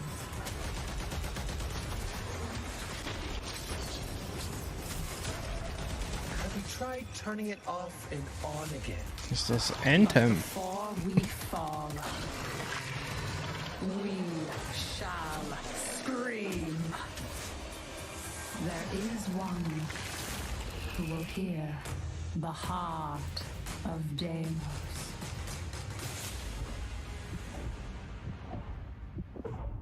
Ja. So many Kann ich people have nichts been damit discovering anfangen. or rediscovering video games during lockdown, whether it be older people or bored teenagers or middle-aged parents who suddenly find they have to do something together with their kids. And I think I've given out more advice about video games in 2020 than any other time ever. And as a result, it's more important than ever that we keep making different, interesting things for folk to play. A pandemia pela qual a gente está passando tem sido um período difícil a todos. Então, nesse momento, eu acho que a gente precisa lembrar de mostrar mais empatia, demonstrar mais amor, mais carinho e saber que a gente vai sair dessa juntos. Vai ser difícil, mas isso tudo vai passar. I hope everybody gets healthy and safely through this coronavirus time.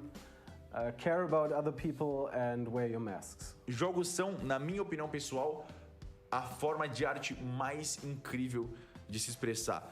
Eles englobam tudo: música, arte, escrita, e você tem a chance de controlar e vivenciar essas experiências você mesmo. É mágico, é maravilhoso. Jogos são por amor. Magical.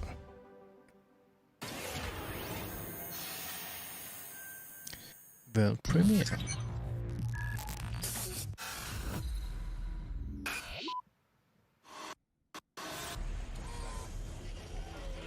Oh, In-Engine.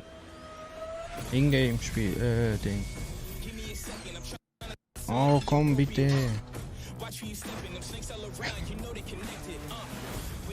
Hey, was ist das jetzt für ein Spiel?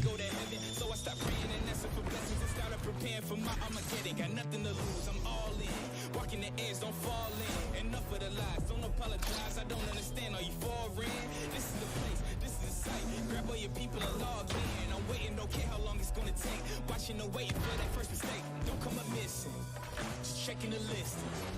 I'm always aware of your current position. I just hold on to the perfect condition. Coming alive.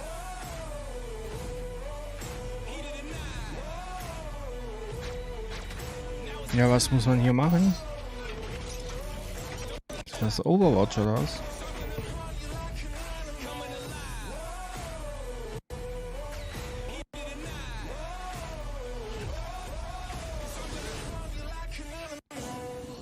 Ja, schade. Ah, jetzt vielleicht. Okay. Das ist so Arena-Kampf. Ja.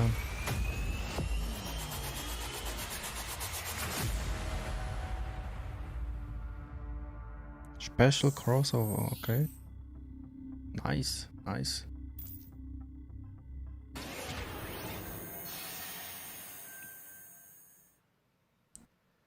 All right, guys, we're back officially into hour 2. We've got an hour more of great stuff to show you. Destiny 2 Beyond Light Stasis. You're going to see a brand new look at that. Fall Guys Season 2 and Ratchet & Clank for PlayStation 5 and so much more across the next hour.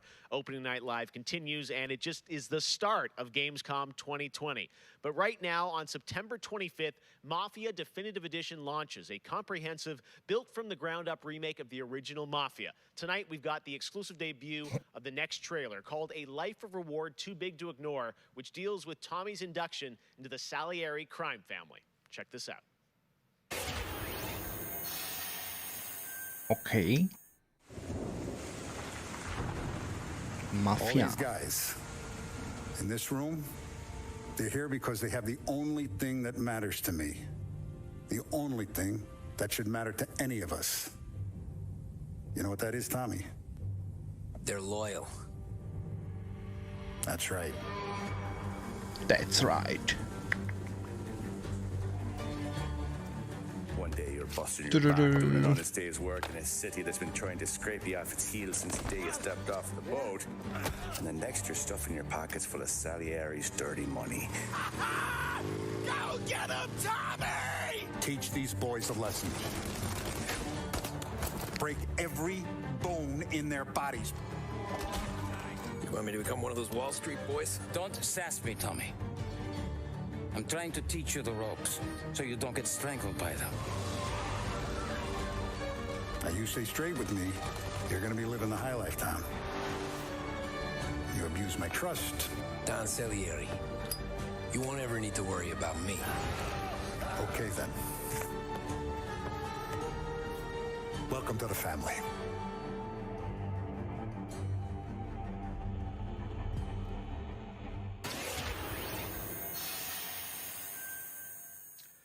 Next, we're going to introduce you to a turn-based multiplayer strategy FPS from a team in Montreal, Canada. Lemnis Gate is coming in early 2021 and has a unique mechanic built around a 25-second time loop.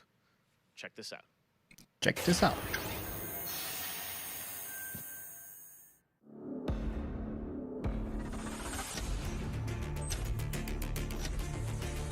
Time loop.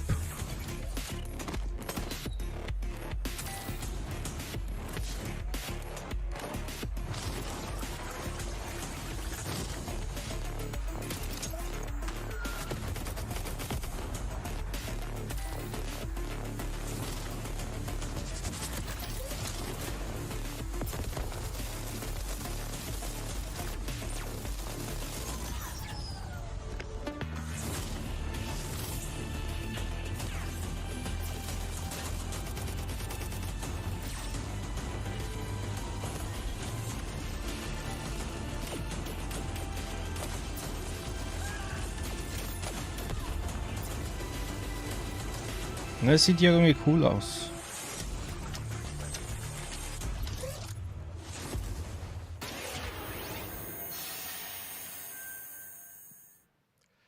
Next spring, get ready to experience memorable moments and non-stop action from all 9 Star Wars films in LEGO Star Wars The Skywalker Saga. The entire series has been reimagined with new fun-filled LEGO humor, and now we've got your first look at the gameplay trailer.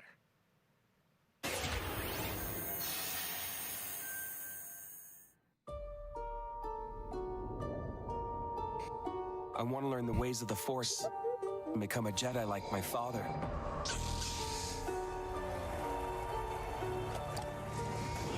The Force is unusually strong with him. That much is clear. Twisted. Ja, Star Wars Lego habe ich geliebt früher. Ja, es waren richtig coole Spiele.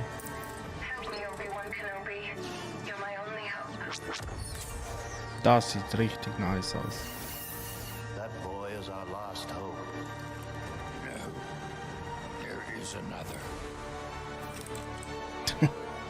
I'm from the Resistance. Your sister Leia sent me. We need your help. Das ist so geil.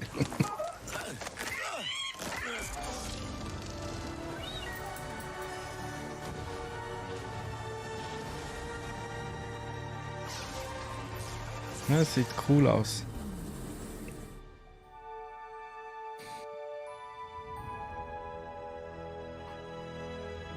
The Force will be with you always.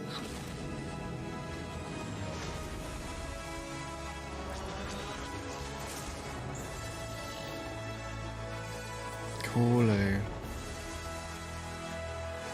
Da kommt gleich wieder Gänsehaut. Not him, the Falcon.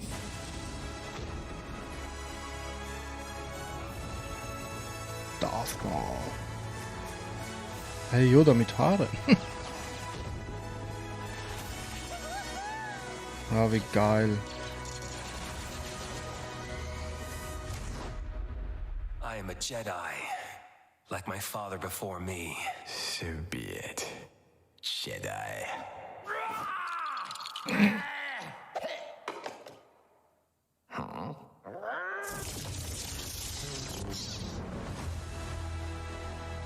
Cool.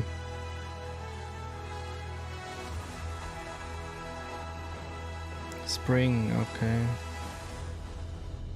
Ja, das hole ich mir, glaube ich.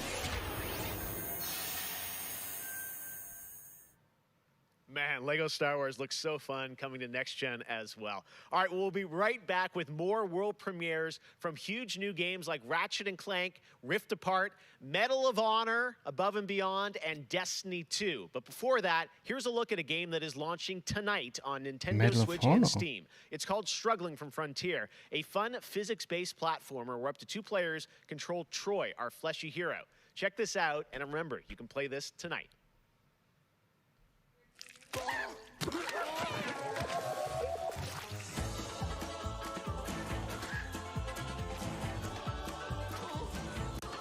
Was ist das?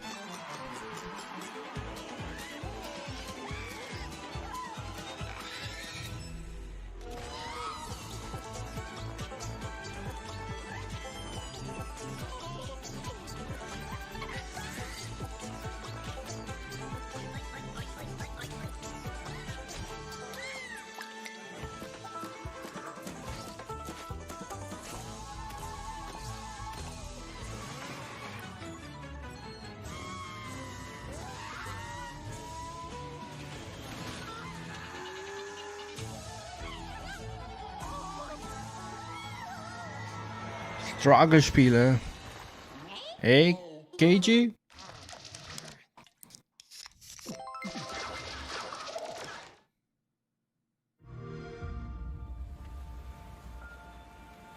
Was geht? Bist nicht am Zocken.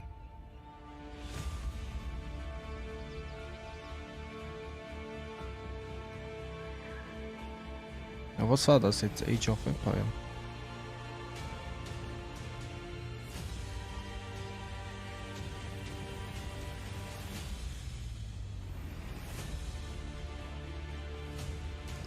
Ah, seid ihr...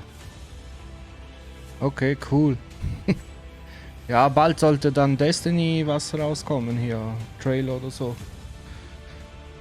Also erwähnen sie jetzt schon 100 Mal. Mal schauen, was sie zeigen.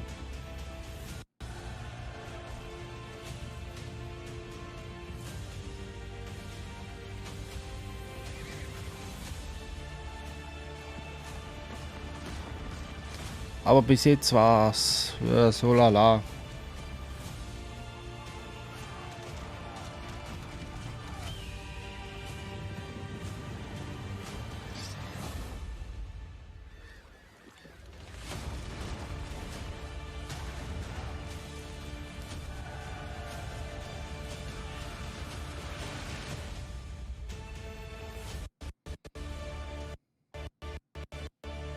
Age of Empires.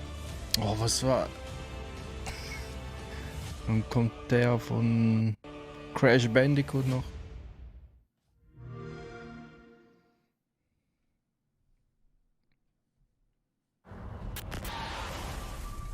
We're near Little Hope. Did you hear that? What more proof is needed that the devil walks among us in Little Hope? Dark Pictures, weißt du?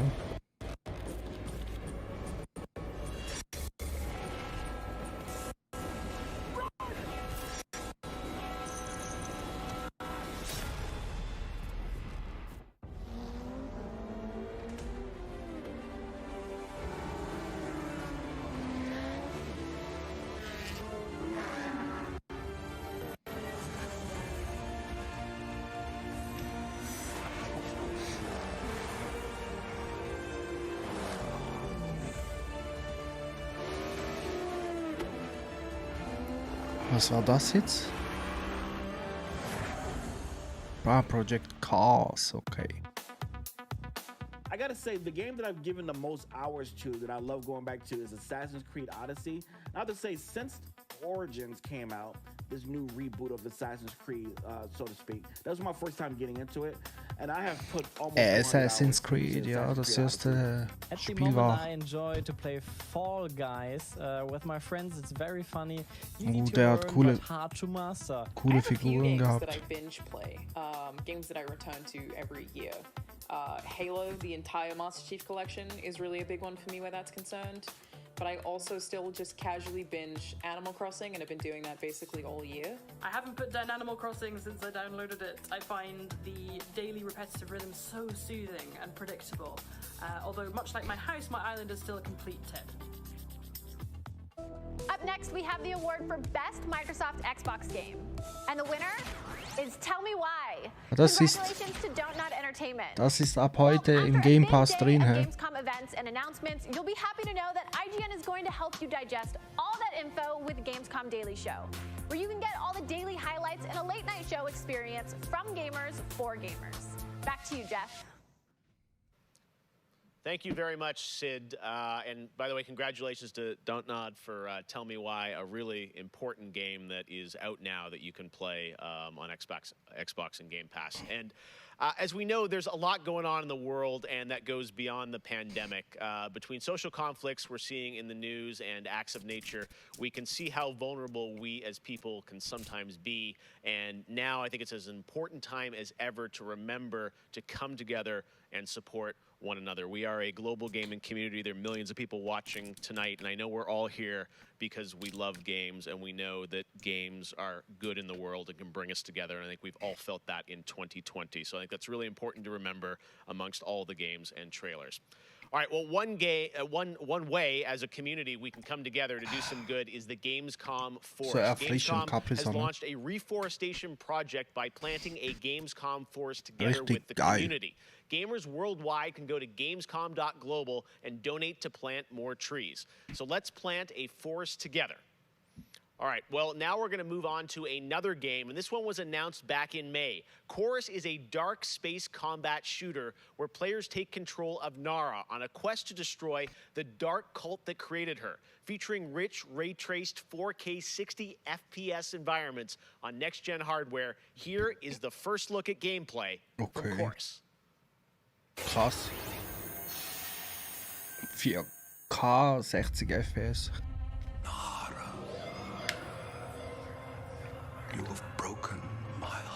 Aber das sehen wir leider nicht, weil wir nur Full HD haben. Ne?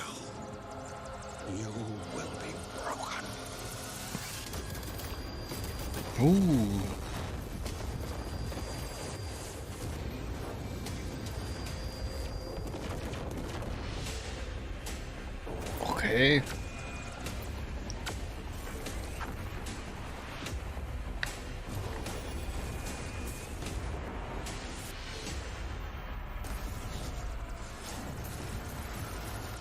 Das ist nur ein Raumschiffsspiel. In dem Fall.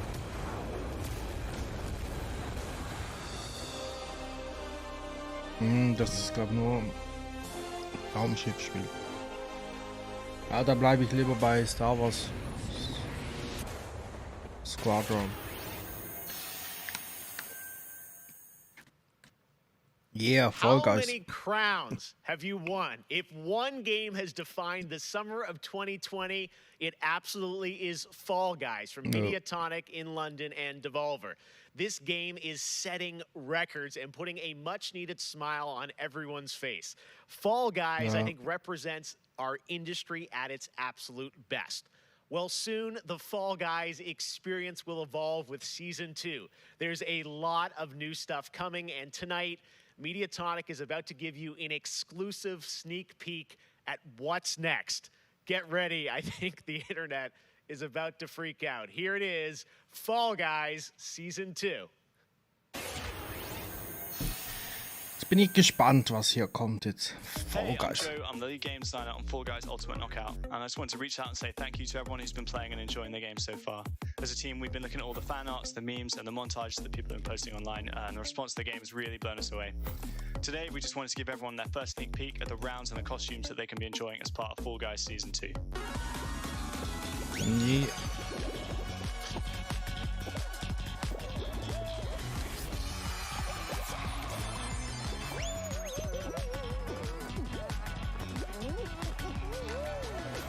In Season 2, you'll be dressing your Fall Guy as a medieval hero and competing across brand new rounds inspired by epic quests from the Middle Ages. Traverse giant drawbridges, dodge swinging axes, and scale movable siege ramps in the quest for ultimate game show glory. No. Okay.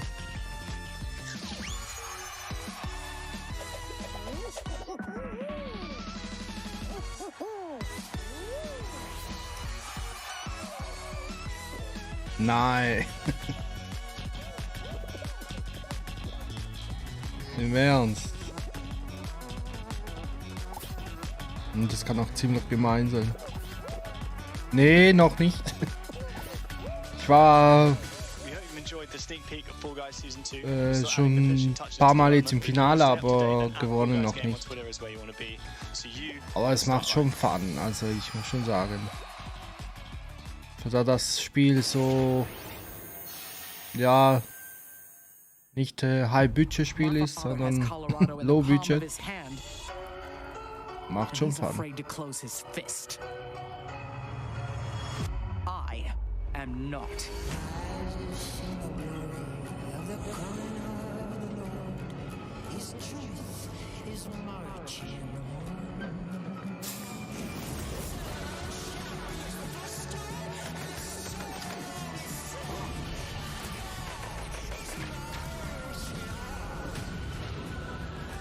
Liberty's got more brains and cunning than both her brothers put together. Spielst du auch Fall Guys, KG?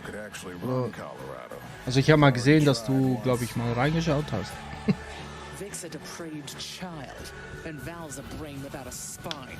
The years my father wasted grooming them for glory when I was right there.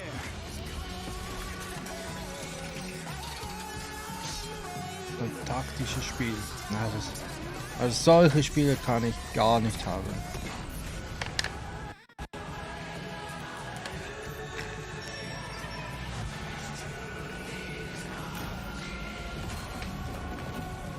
Go back to Arizona, Rangers, and I'll pretend none of this happened. Stay, and you die alone. Welches das jetzt was gelaufen ist? Ah, Wasteland. Ja. I really haven't found any new appreciation for gaming. Ja, der hat auch coole Figuren, ne? Der hat... for gaming before couldn't be higher. Com certeza, jogos multiplayer. Es ist eben nicht meins mit den hier rundenbasiert, glaube ich. Com outras pessoas nesses tempos de isolamento. E é o mais próximo que a gente mehr pode ter de Action. experiências reais. So wie Fall Guys. You get to travel all over the world in games, which is something I've always taken for granted. At the moment I'm playing Ghost of Tsushima, and you know, I kind of prefer it to the real Japan just because I've heard that in real life they don't let you run around with katanas. I appreciate games a lot more than films, music or whatever, and it's just fine for me to have the time to play with friends or even with my family, to have a lot of fun. I've been mostly at home with small children, and gaming is the only thing that I get to do for myself anymore. I find it's not only an escape, it's also a way to challenge my brain. Gaming is becoming clearly more important for a lot of people. You know, play is a natural instinct, and from Animal Crossing to The Last of Us Part 2 or Ori, yes, it's definitely zurückgegeben, time okay. now to be a gamer, yes. Okay. Ja, ich muss sagen, ich spiele es eben auch mehr. Eigentlich hätte ich es auch zurückgeben können. Aber ich spiele es mehr eben auf PlayStation und da war es ja sowieso im gratis PS Plus. And exciting single-player stories that put the player in the boots of a soldier who was there. It's a series that is grounded in history, which tells emotionally authentic stories. Peter Hirschman, who directed the original Medal of Honor in 1999, is back at the helm of this project. You'll hear more from him in just a bit. Peter and I actually worked together on Medal of Honor Allied Assault in 2002, and I'm really happy he's joined us at Respawn to craft a completely new experience in VR. The team is creating a riveting and emotional journey through World War II like you've never seen or played. It weaves in the personal stories of the veterans and survivors of the war through powerful interviews that help set the stage for what players will experience. It's more than just a game. And we could not be more excited to show the world the next look at Medal of Honor Above and Beyond and the game's action-packed story. Let's take a look. Medal of Honor. Das war, glaube ich, so mein erstes Kriegsspiel, was ich gehabt habe. Medal of Honor. I know this is the first time some of you will see combat. Deins auch. I know you're scared. Let me be clear with all of you. Ja, ich hab's gefeiert früher. Aber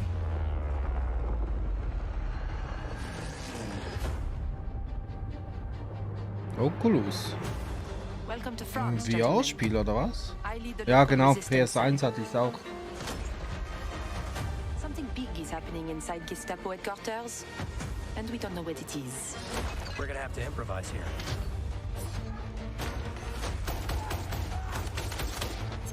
VR-Spiel. Ich dachte schon, die Grafik ist schlecht. Members of the resistance are perhaps the bravest people fighting in this war. But you really should stop. There is no future in it. Sorry to interrupt, Lieutenant. Okay.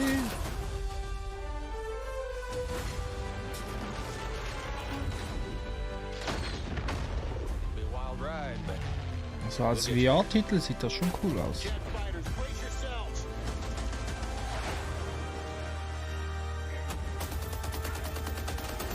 Ich glaube, auf der PS2 hatte ich auch noch Medal of Honor, glaube ich. Irgendwann habe ich es dann nicht mehr gekauft.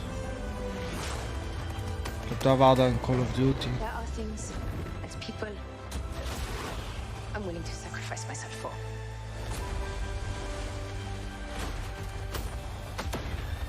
Bin gespannt, ob man das nur auf irgendwie mit Facebook oder so. Somehow this motley crew has been tasked with saving civilization. Oder ob man das mit allen VR-Brillen spielen kann. God help us all.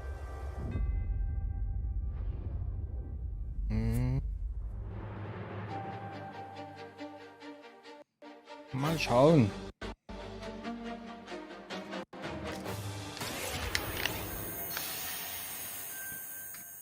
Thank you so much, Vince. That looks incredible. And now we're here with Respawn Entertainment's Peter Hirschman, game director on Medal of Honor Above and Beyond, to talk more about their new VR experience.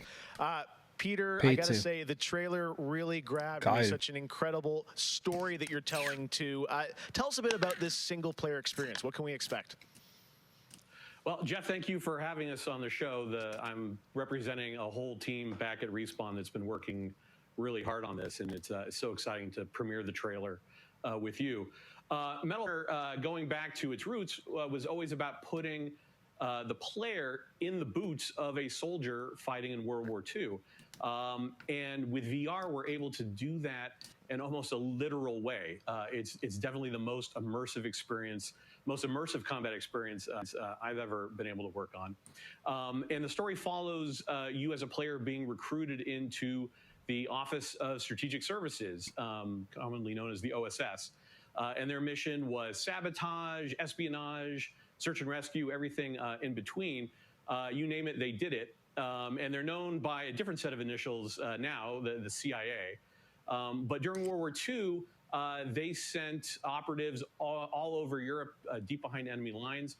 And that allows us to tell a story where you get to go to these places and locations and participate in events that really helped shape the outcome of the war. One of the things I love about the trailer is you can tell there's a lot of interactivity in the environment, emergent gameplay. You got the piano and other things in there. Tell us a bit about how you're using that to tell the story. It seems like it's all kind of through a first-person perspective, but there are some story sequences. How do you tell the story? Bald sollte Destiny kommen, nur noch we eine shot over halbe Stunde. 120 pages narrative, which is more than some feature films. We had a huge international cast of phenomenal actors. And it was fantastic. And the story follows a a classic three-act structure. Act 1 is working with the French resistance, getting ready for the invasion. Act 2 is D-Day itself and the fight to get to Berlin. And then the third act is dealing with the Nazi secret weapon program, which involved things like the 262 jet and the V2 rocket and things that could have really turned the tide of the war if we hadn't stopped them. So you get to go on this journey, this story. And the story is shot all from your perspective. Because it's VR, your head is the camera. We don't have cutscenes, we don't have edits. Everything revolves around your perspective. So you experience the Wurde von story Fable. No, Fable war nichts drin. as if you are there. Ich glaube, da So it kommt auch creates a nichts, much more denke intimate ich. Das wird Microsoft selber emotional connection with the characters and zeigen, the things going denke on ich. around you. It was an Aber da bin incredible ich way auch to gespannt. shoot. One of our animators stood in for the player throughout the 3 weeks that we were on stage. Ich hatte das And erste all the Fable actors hatte ich are nicht, always aber ich war reacting and immer beim talking to Kollegen, der directly. die And in Xbox VR, hatte, it's such a und habe ihm powerful, it's zugeschaut, wie er all das about gespielt hat. building that emotional connection, and it just makes the experience all the more authentic. Well, you and Vince, So wie I know this, Halo auch. this series is really close to your heart, and I'm like, wow, there's so much there to experience. It looks really rich and detailed, obviously authentic as well. Ja, bin gespannt, wie das wird, das neue Fable. Also der Trailer war lustig. I wanted to ask you also about Und sah auch multiplayer, schön which is aus. something that Respawn is really Aber mal known schauen. for. Gut, eben mit Great der single-player experience, but I hear you neuen might also be doing Generation können sie MP halt too? schon viel machen. Oh, well, yeah. I mean, the thing about VR is that, I've spent we've known each other a long time. So much of your career Jetzt trying stockt to es map wieder, ey. natural human movements to a controller and just figuring out things like making feel good. And one of the hardest ones is leaning. And in VR, you know how you duck? You just duck. And how you lean in VR, you just lean. And so the ability to lean around a corner, just kind of peek around the corner and see where the Lean. Jetzt bin ich fast erschrocken, ey. real. And when you put that into a multiplayer experience, it just raises it to a whole nother level. So we are shipping, in addition to the campaign, we are shipping a full suite of VR modes, Ja, including a few ich habe es irgendwie zu laut eingestellt. and we're really excited about Und people jetzt playing hatte ich those, keinen Applaus erwartet, weil ich nichts after mache, it comes außer out. zuschauen. Wow. Well, definitely a full-blown VR experience. I gotta say, I'm really excited to put the headset on and try this, and it's coming out later this year, right? Coming out holiday, so yeah, fasten your seatbelts. We are so excited to bring it to players. We've been working on it a long time. Like you mentioned, it's a passion project for Vince and I and everyone at Respawn. It's a wonderful full circle experience for a lot of us that started our careers working on those original set, going back first one and Allied Assault, and now to be able to bring Above and Beyond to a whole new generation is one of the most exciting things we've been involved in. Oh, komm jetzt. Awesome. Thank you so much, Peter. Nächstes Opening night live. We'll Spiel. be right back, and in the meantime, here's a look at a new game that is launching tonight. Tonight? Oh. Solches Zeug liebe ich. The world was broken. Trailer und gleich veröffentlichen. Was ist das? Spellstorms still rage across the ruins of the Hollowlands. This is proof, they said. It isn't safe. It can't be controlled. Sicher ein Battle Royale Spiel. Oh nein.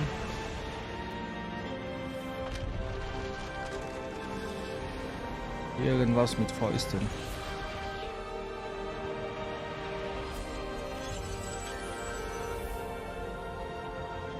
But I am a battle mage. Sehen alle aus wie Jäger.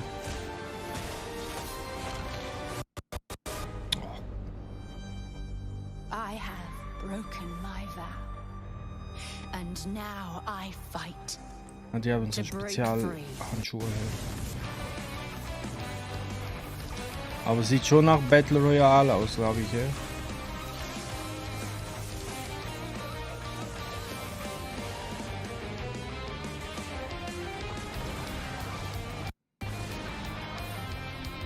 Könnte ich mir gut vorstellen.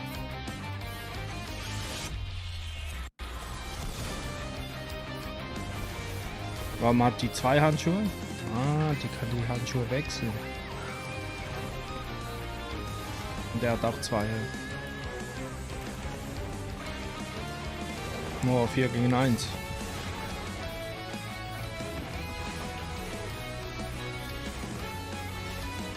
Sieht gar nicht schlecht aus, finde ich. Auch wenn es ein Battle Royale ist, sieht wirklich.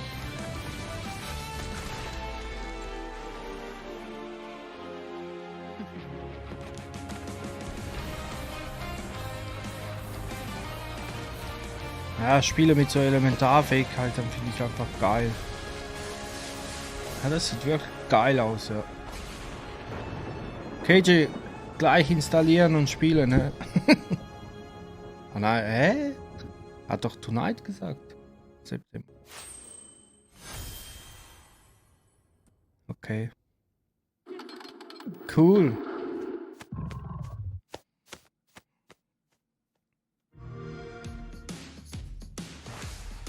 Flight Simulator. Ja, Game Pass ist einfach broken.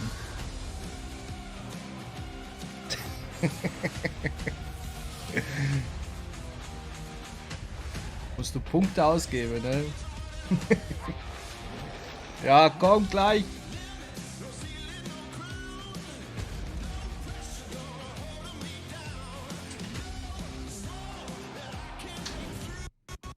Ciao.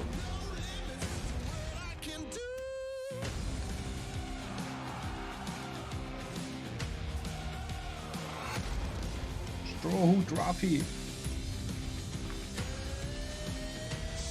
Zählt das auch?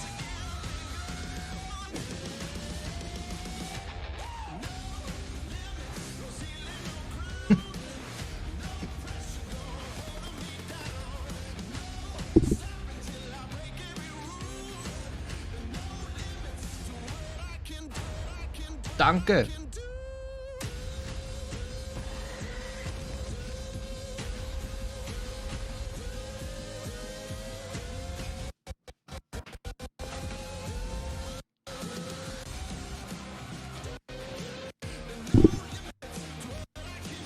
So, kann ich meinen Kopf an. Boah, Game Pass, mega Werbung, ey.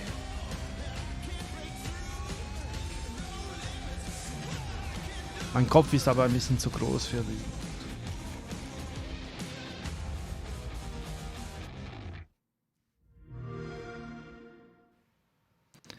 Ja, solange ich will.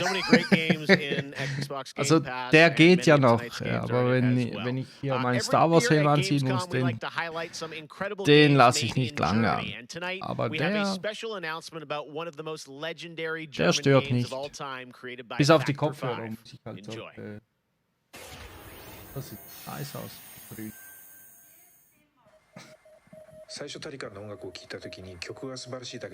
Normalerweise lasse ich ihn an, bis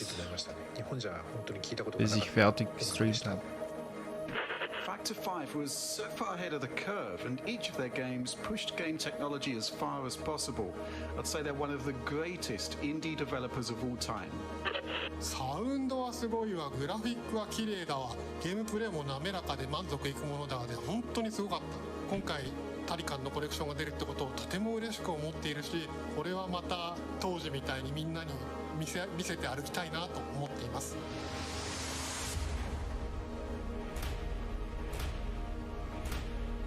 Okay. This was the first game that allowed me to completely fulfill my musical vision. It defined my career and the fans have been there ever since.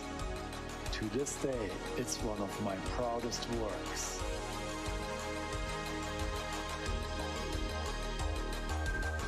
Ich glaube, Destiny kommt wirklich zum Schluss. Geiler Sound. Retro Sound.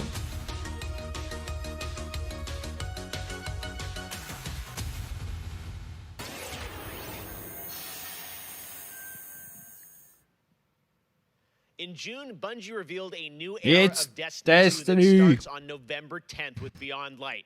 For the first Okay. time ever, Guardians will add a new elemental power to their arsenal, the dark power of stasis. With stasis, Wow. players will take on the powers of darkness to control and dominate the battle. Here's an all-new look at stasis from Destiny 2 Beyond Light. World Premiere.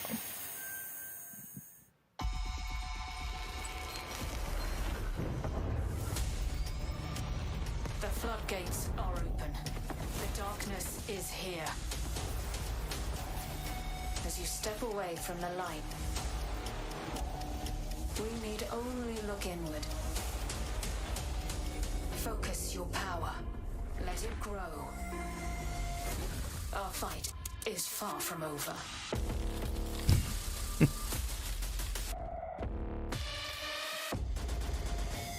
Ja, Mann.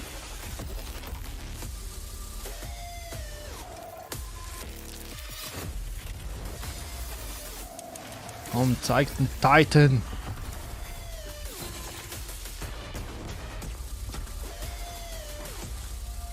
Boah.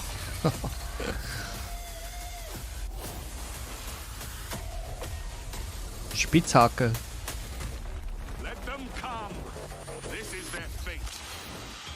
One after another. Oh mein Gott. Jetzt Titan mit der Faust.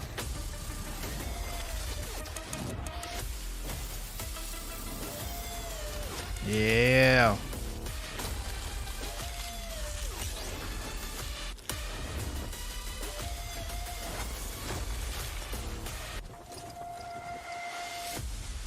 Jo.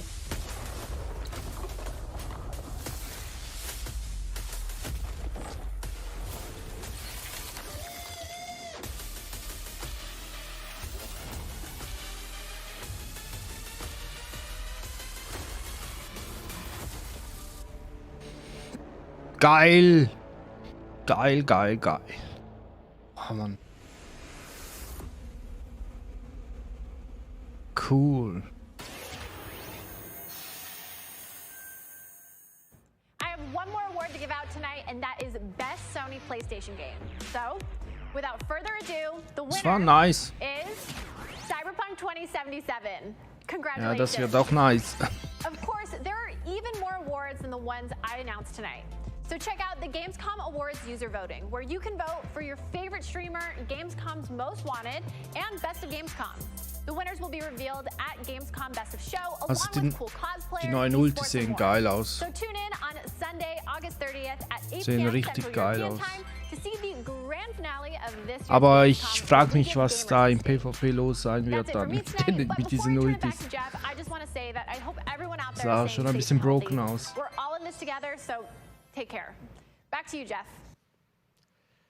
Thank you very much, Sydney, and it's great to have you on the show again this year. A lot of people have been wondering, what will the next generation of gaming feel like? How will it be different? What is that generational difference? Well, back in June, we saw Ratchet of and Clank. Ratchet and Clank Rift Apart from Insomniac Games, a title which uses the power of PlayStation 5, the Dank SSD hard KG kann ich drive, and the den DualSense controller anziehen. to create an experience that Insomniac says is only possible on brand new hardware. Well, now it's time for you to decide if you see the difference. Here extended. Ja, also das letzte Ratchet and Clank habe ich durchgespielt, voll gesuchtet.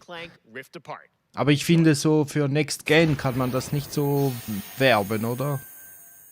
Das Game selber finde ich schon geil.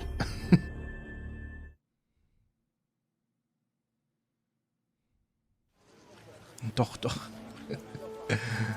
Ich meine so von der Grafik her, vom Grafikstil.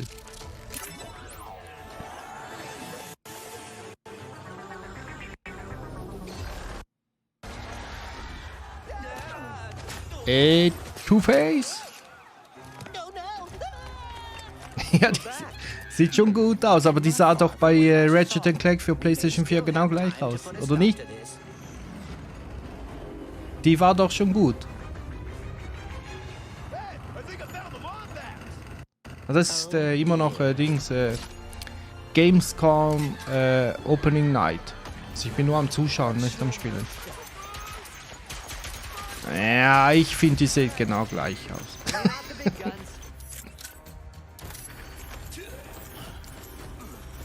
Gut, es kann sein, vielleicht mit mehr FPS und so. Ein bisschen fließender.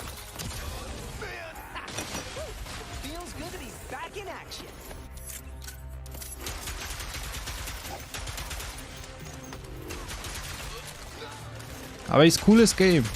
Vor allem mit den verschiedenen Waffen und so.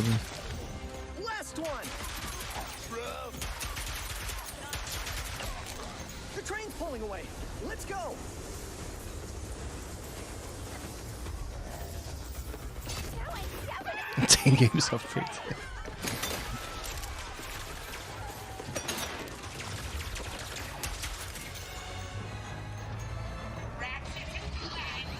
Ja, das Tolle ist eben, solche Games sind dann stark reduziert nach einem halben Jahr oder so.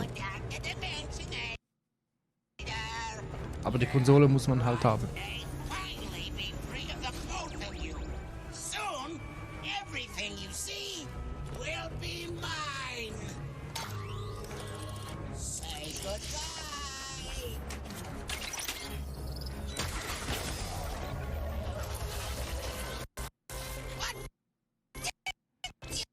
Das stockt, ey. Es läuft sicher auf der PS5 jetzt aktuell, deswegen.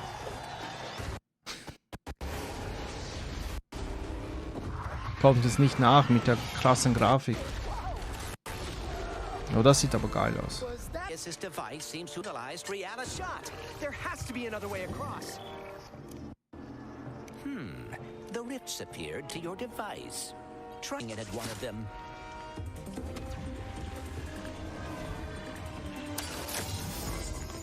That was rather exciting.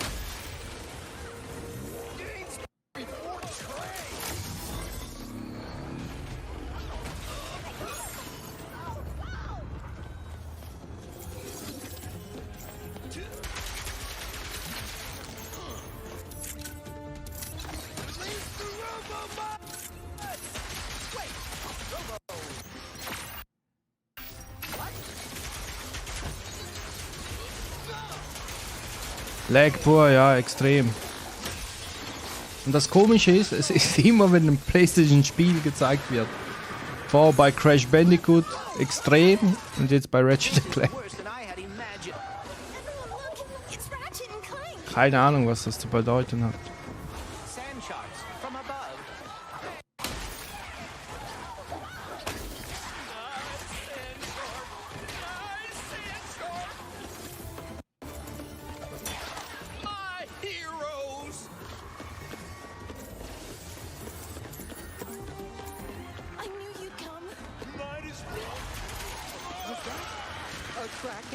Or at least a very large octopus.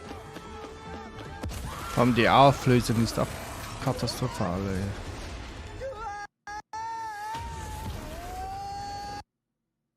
I will never get used to that.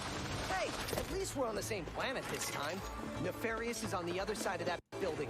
Let's get moving before he does anything else to break reality. Ah.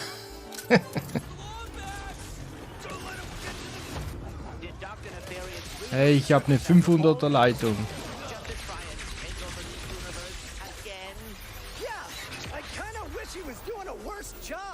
He must have more planned than he is telling us.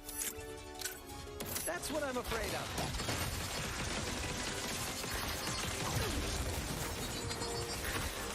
Eine Stasis-Waffe, hä? Von Destiny. Boah, das nervt krass, ey.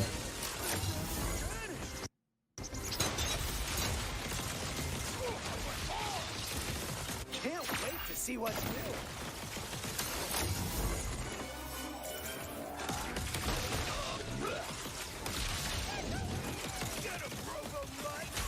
More butts?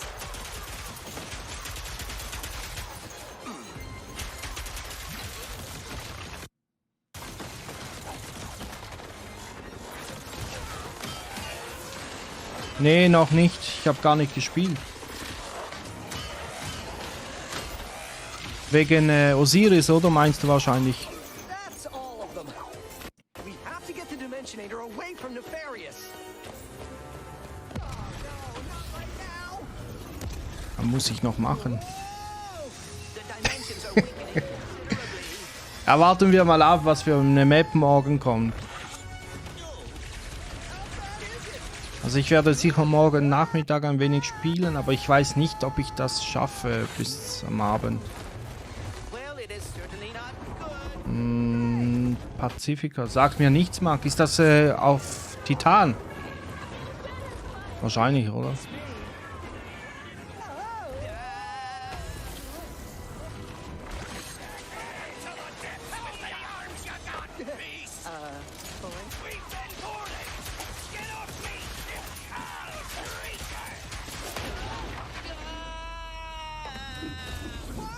Okay, ja, die ist, glaube ich, nicht schlecht.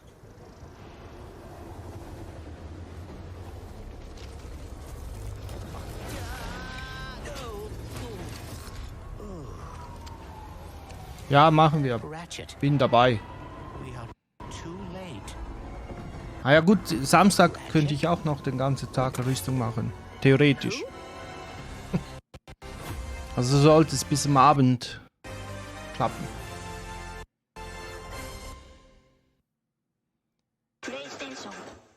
PlayStation.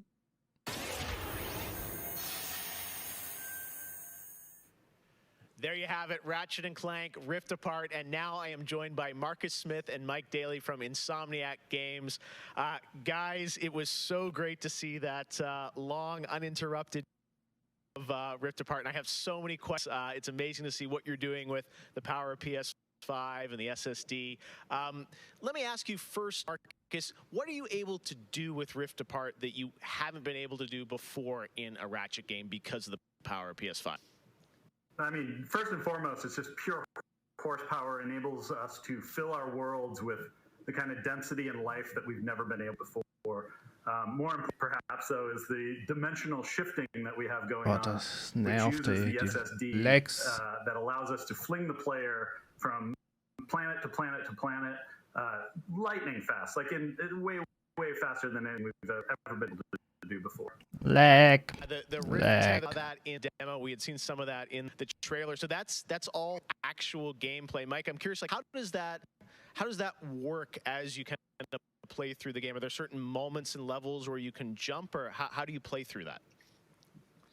In the game, there is dimensional damage spread throughout the galaxy that Ratchet and Clank have to find a way to fix. And you can find these weak points in space-time that you can pull to you with your Rift tether. It's like being able to lasso a portal. And that enables you to basically like warp across the world.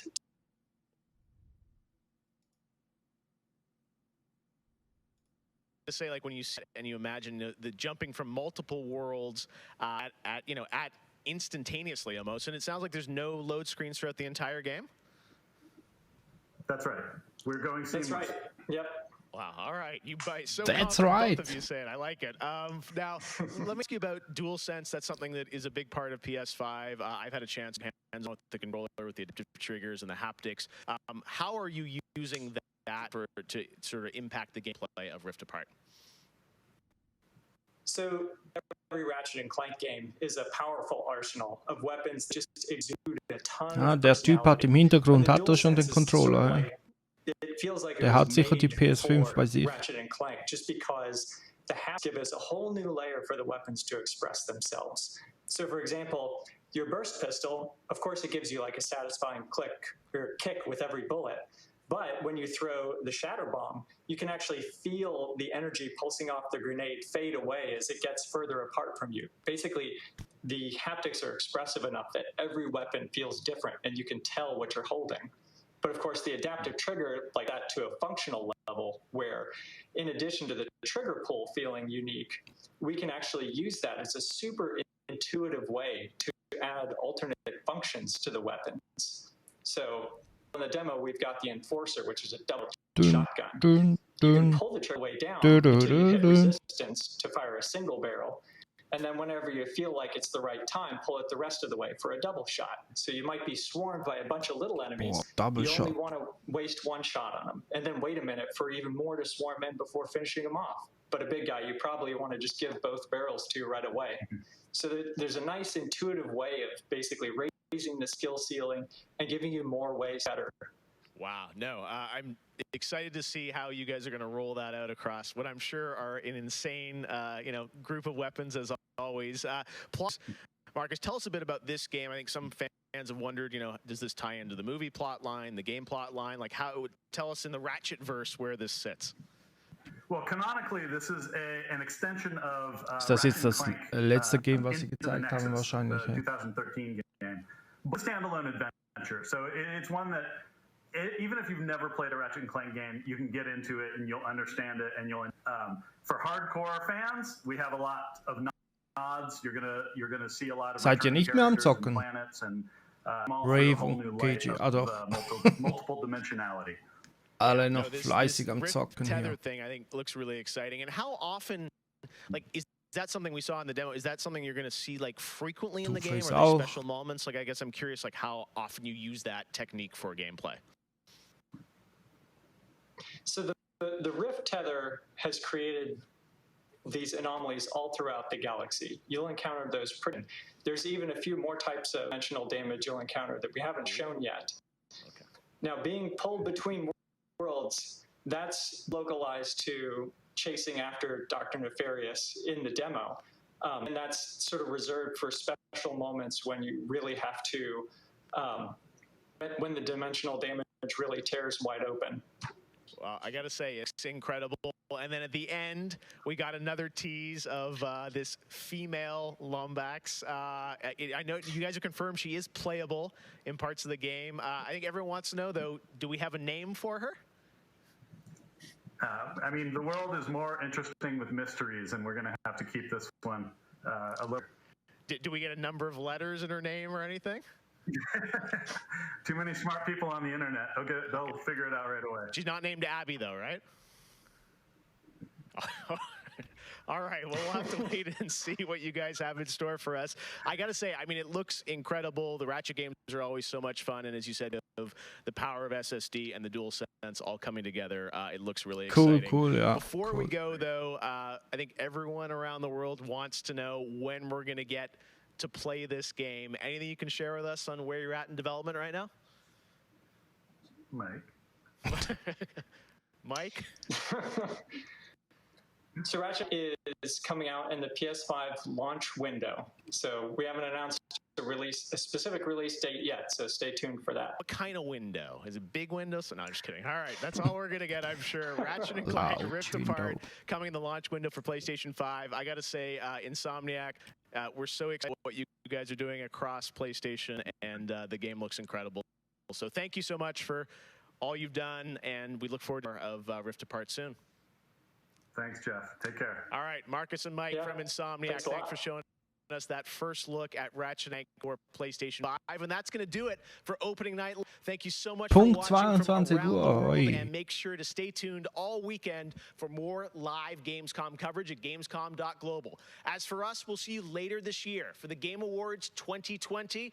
Our team is hard at work to build a very special live show for you coming in December. We'll see you then. Good night. Cool, ja.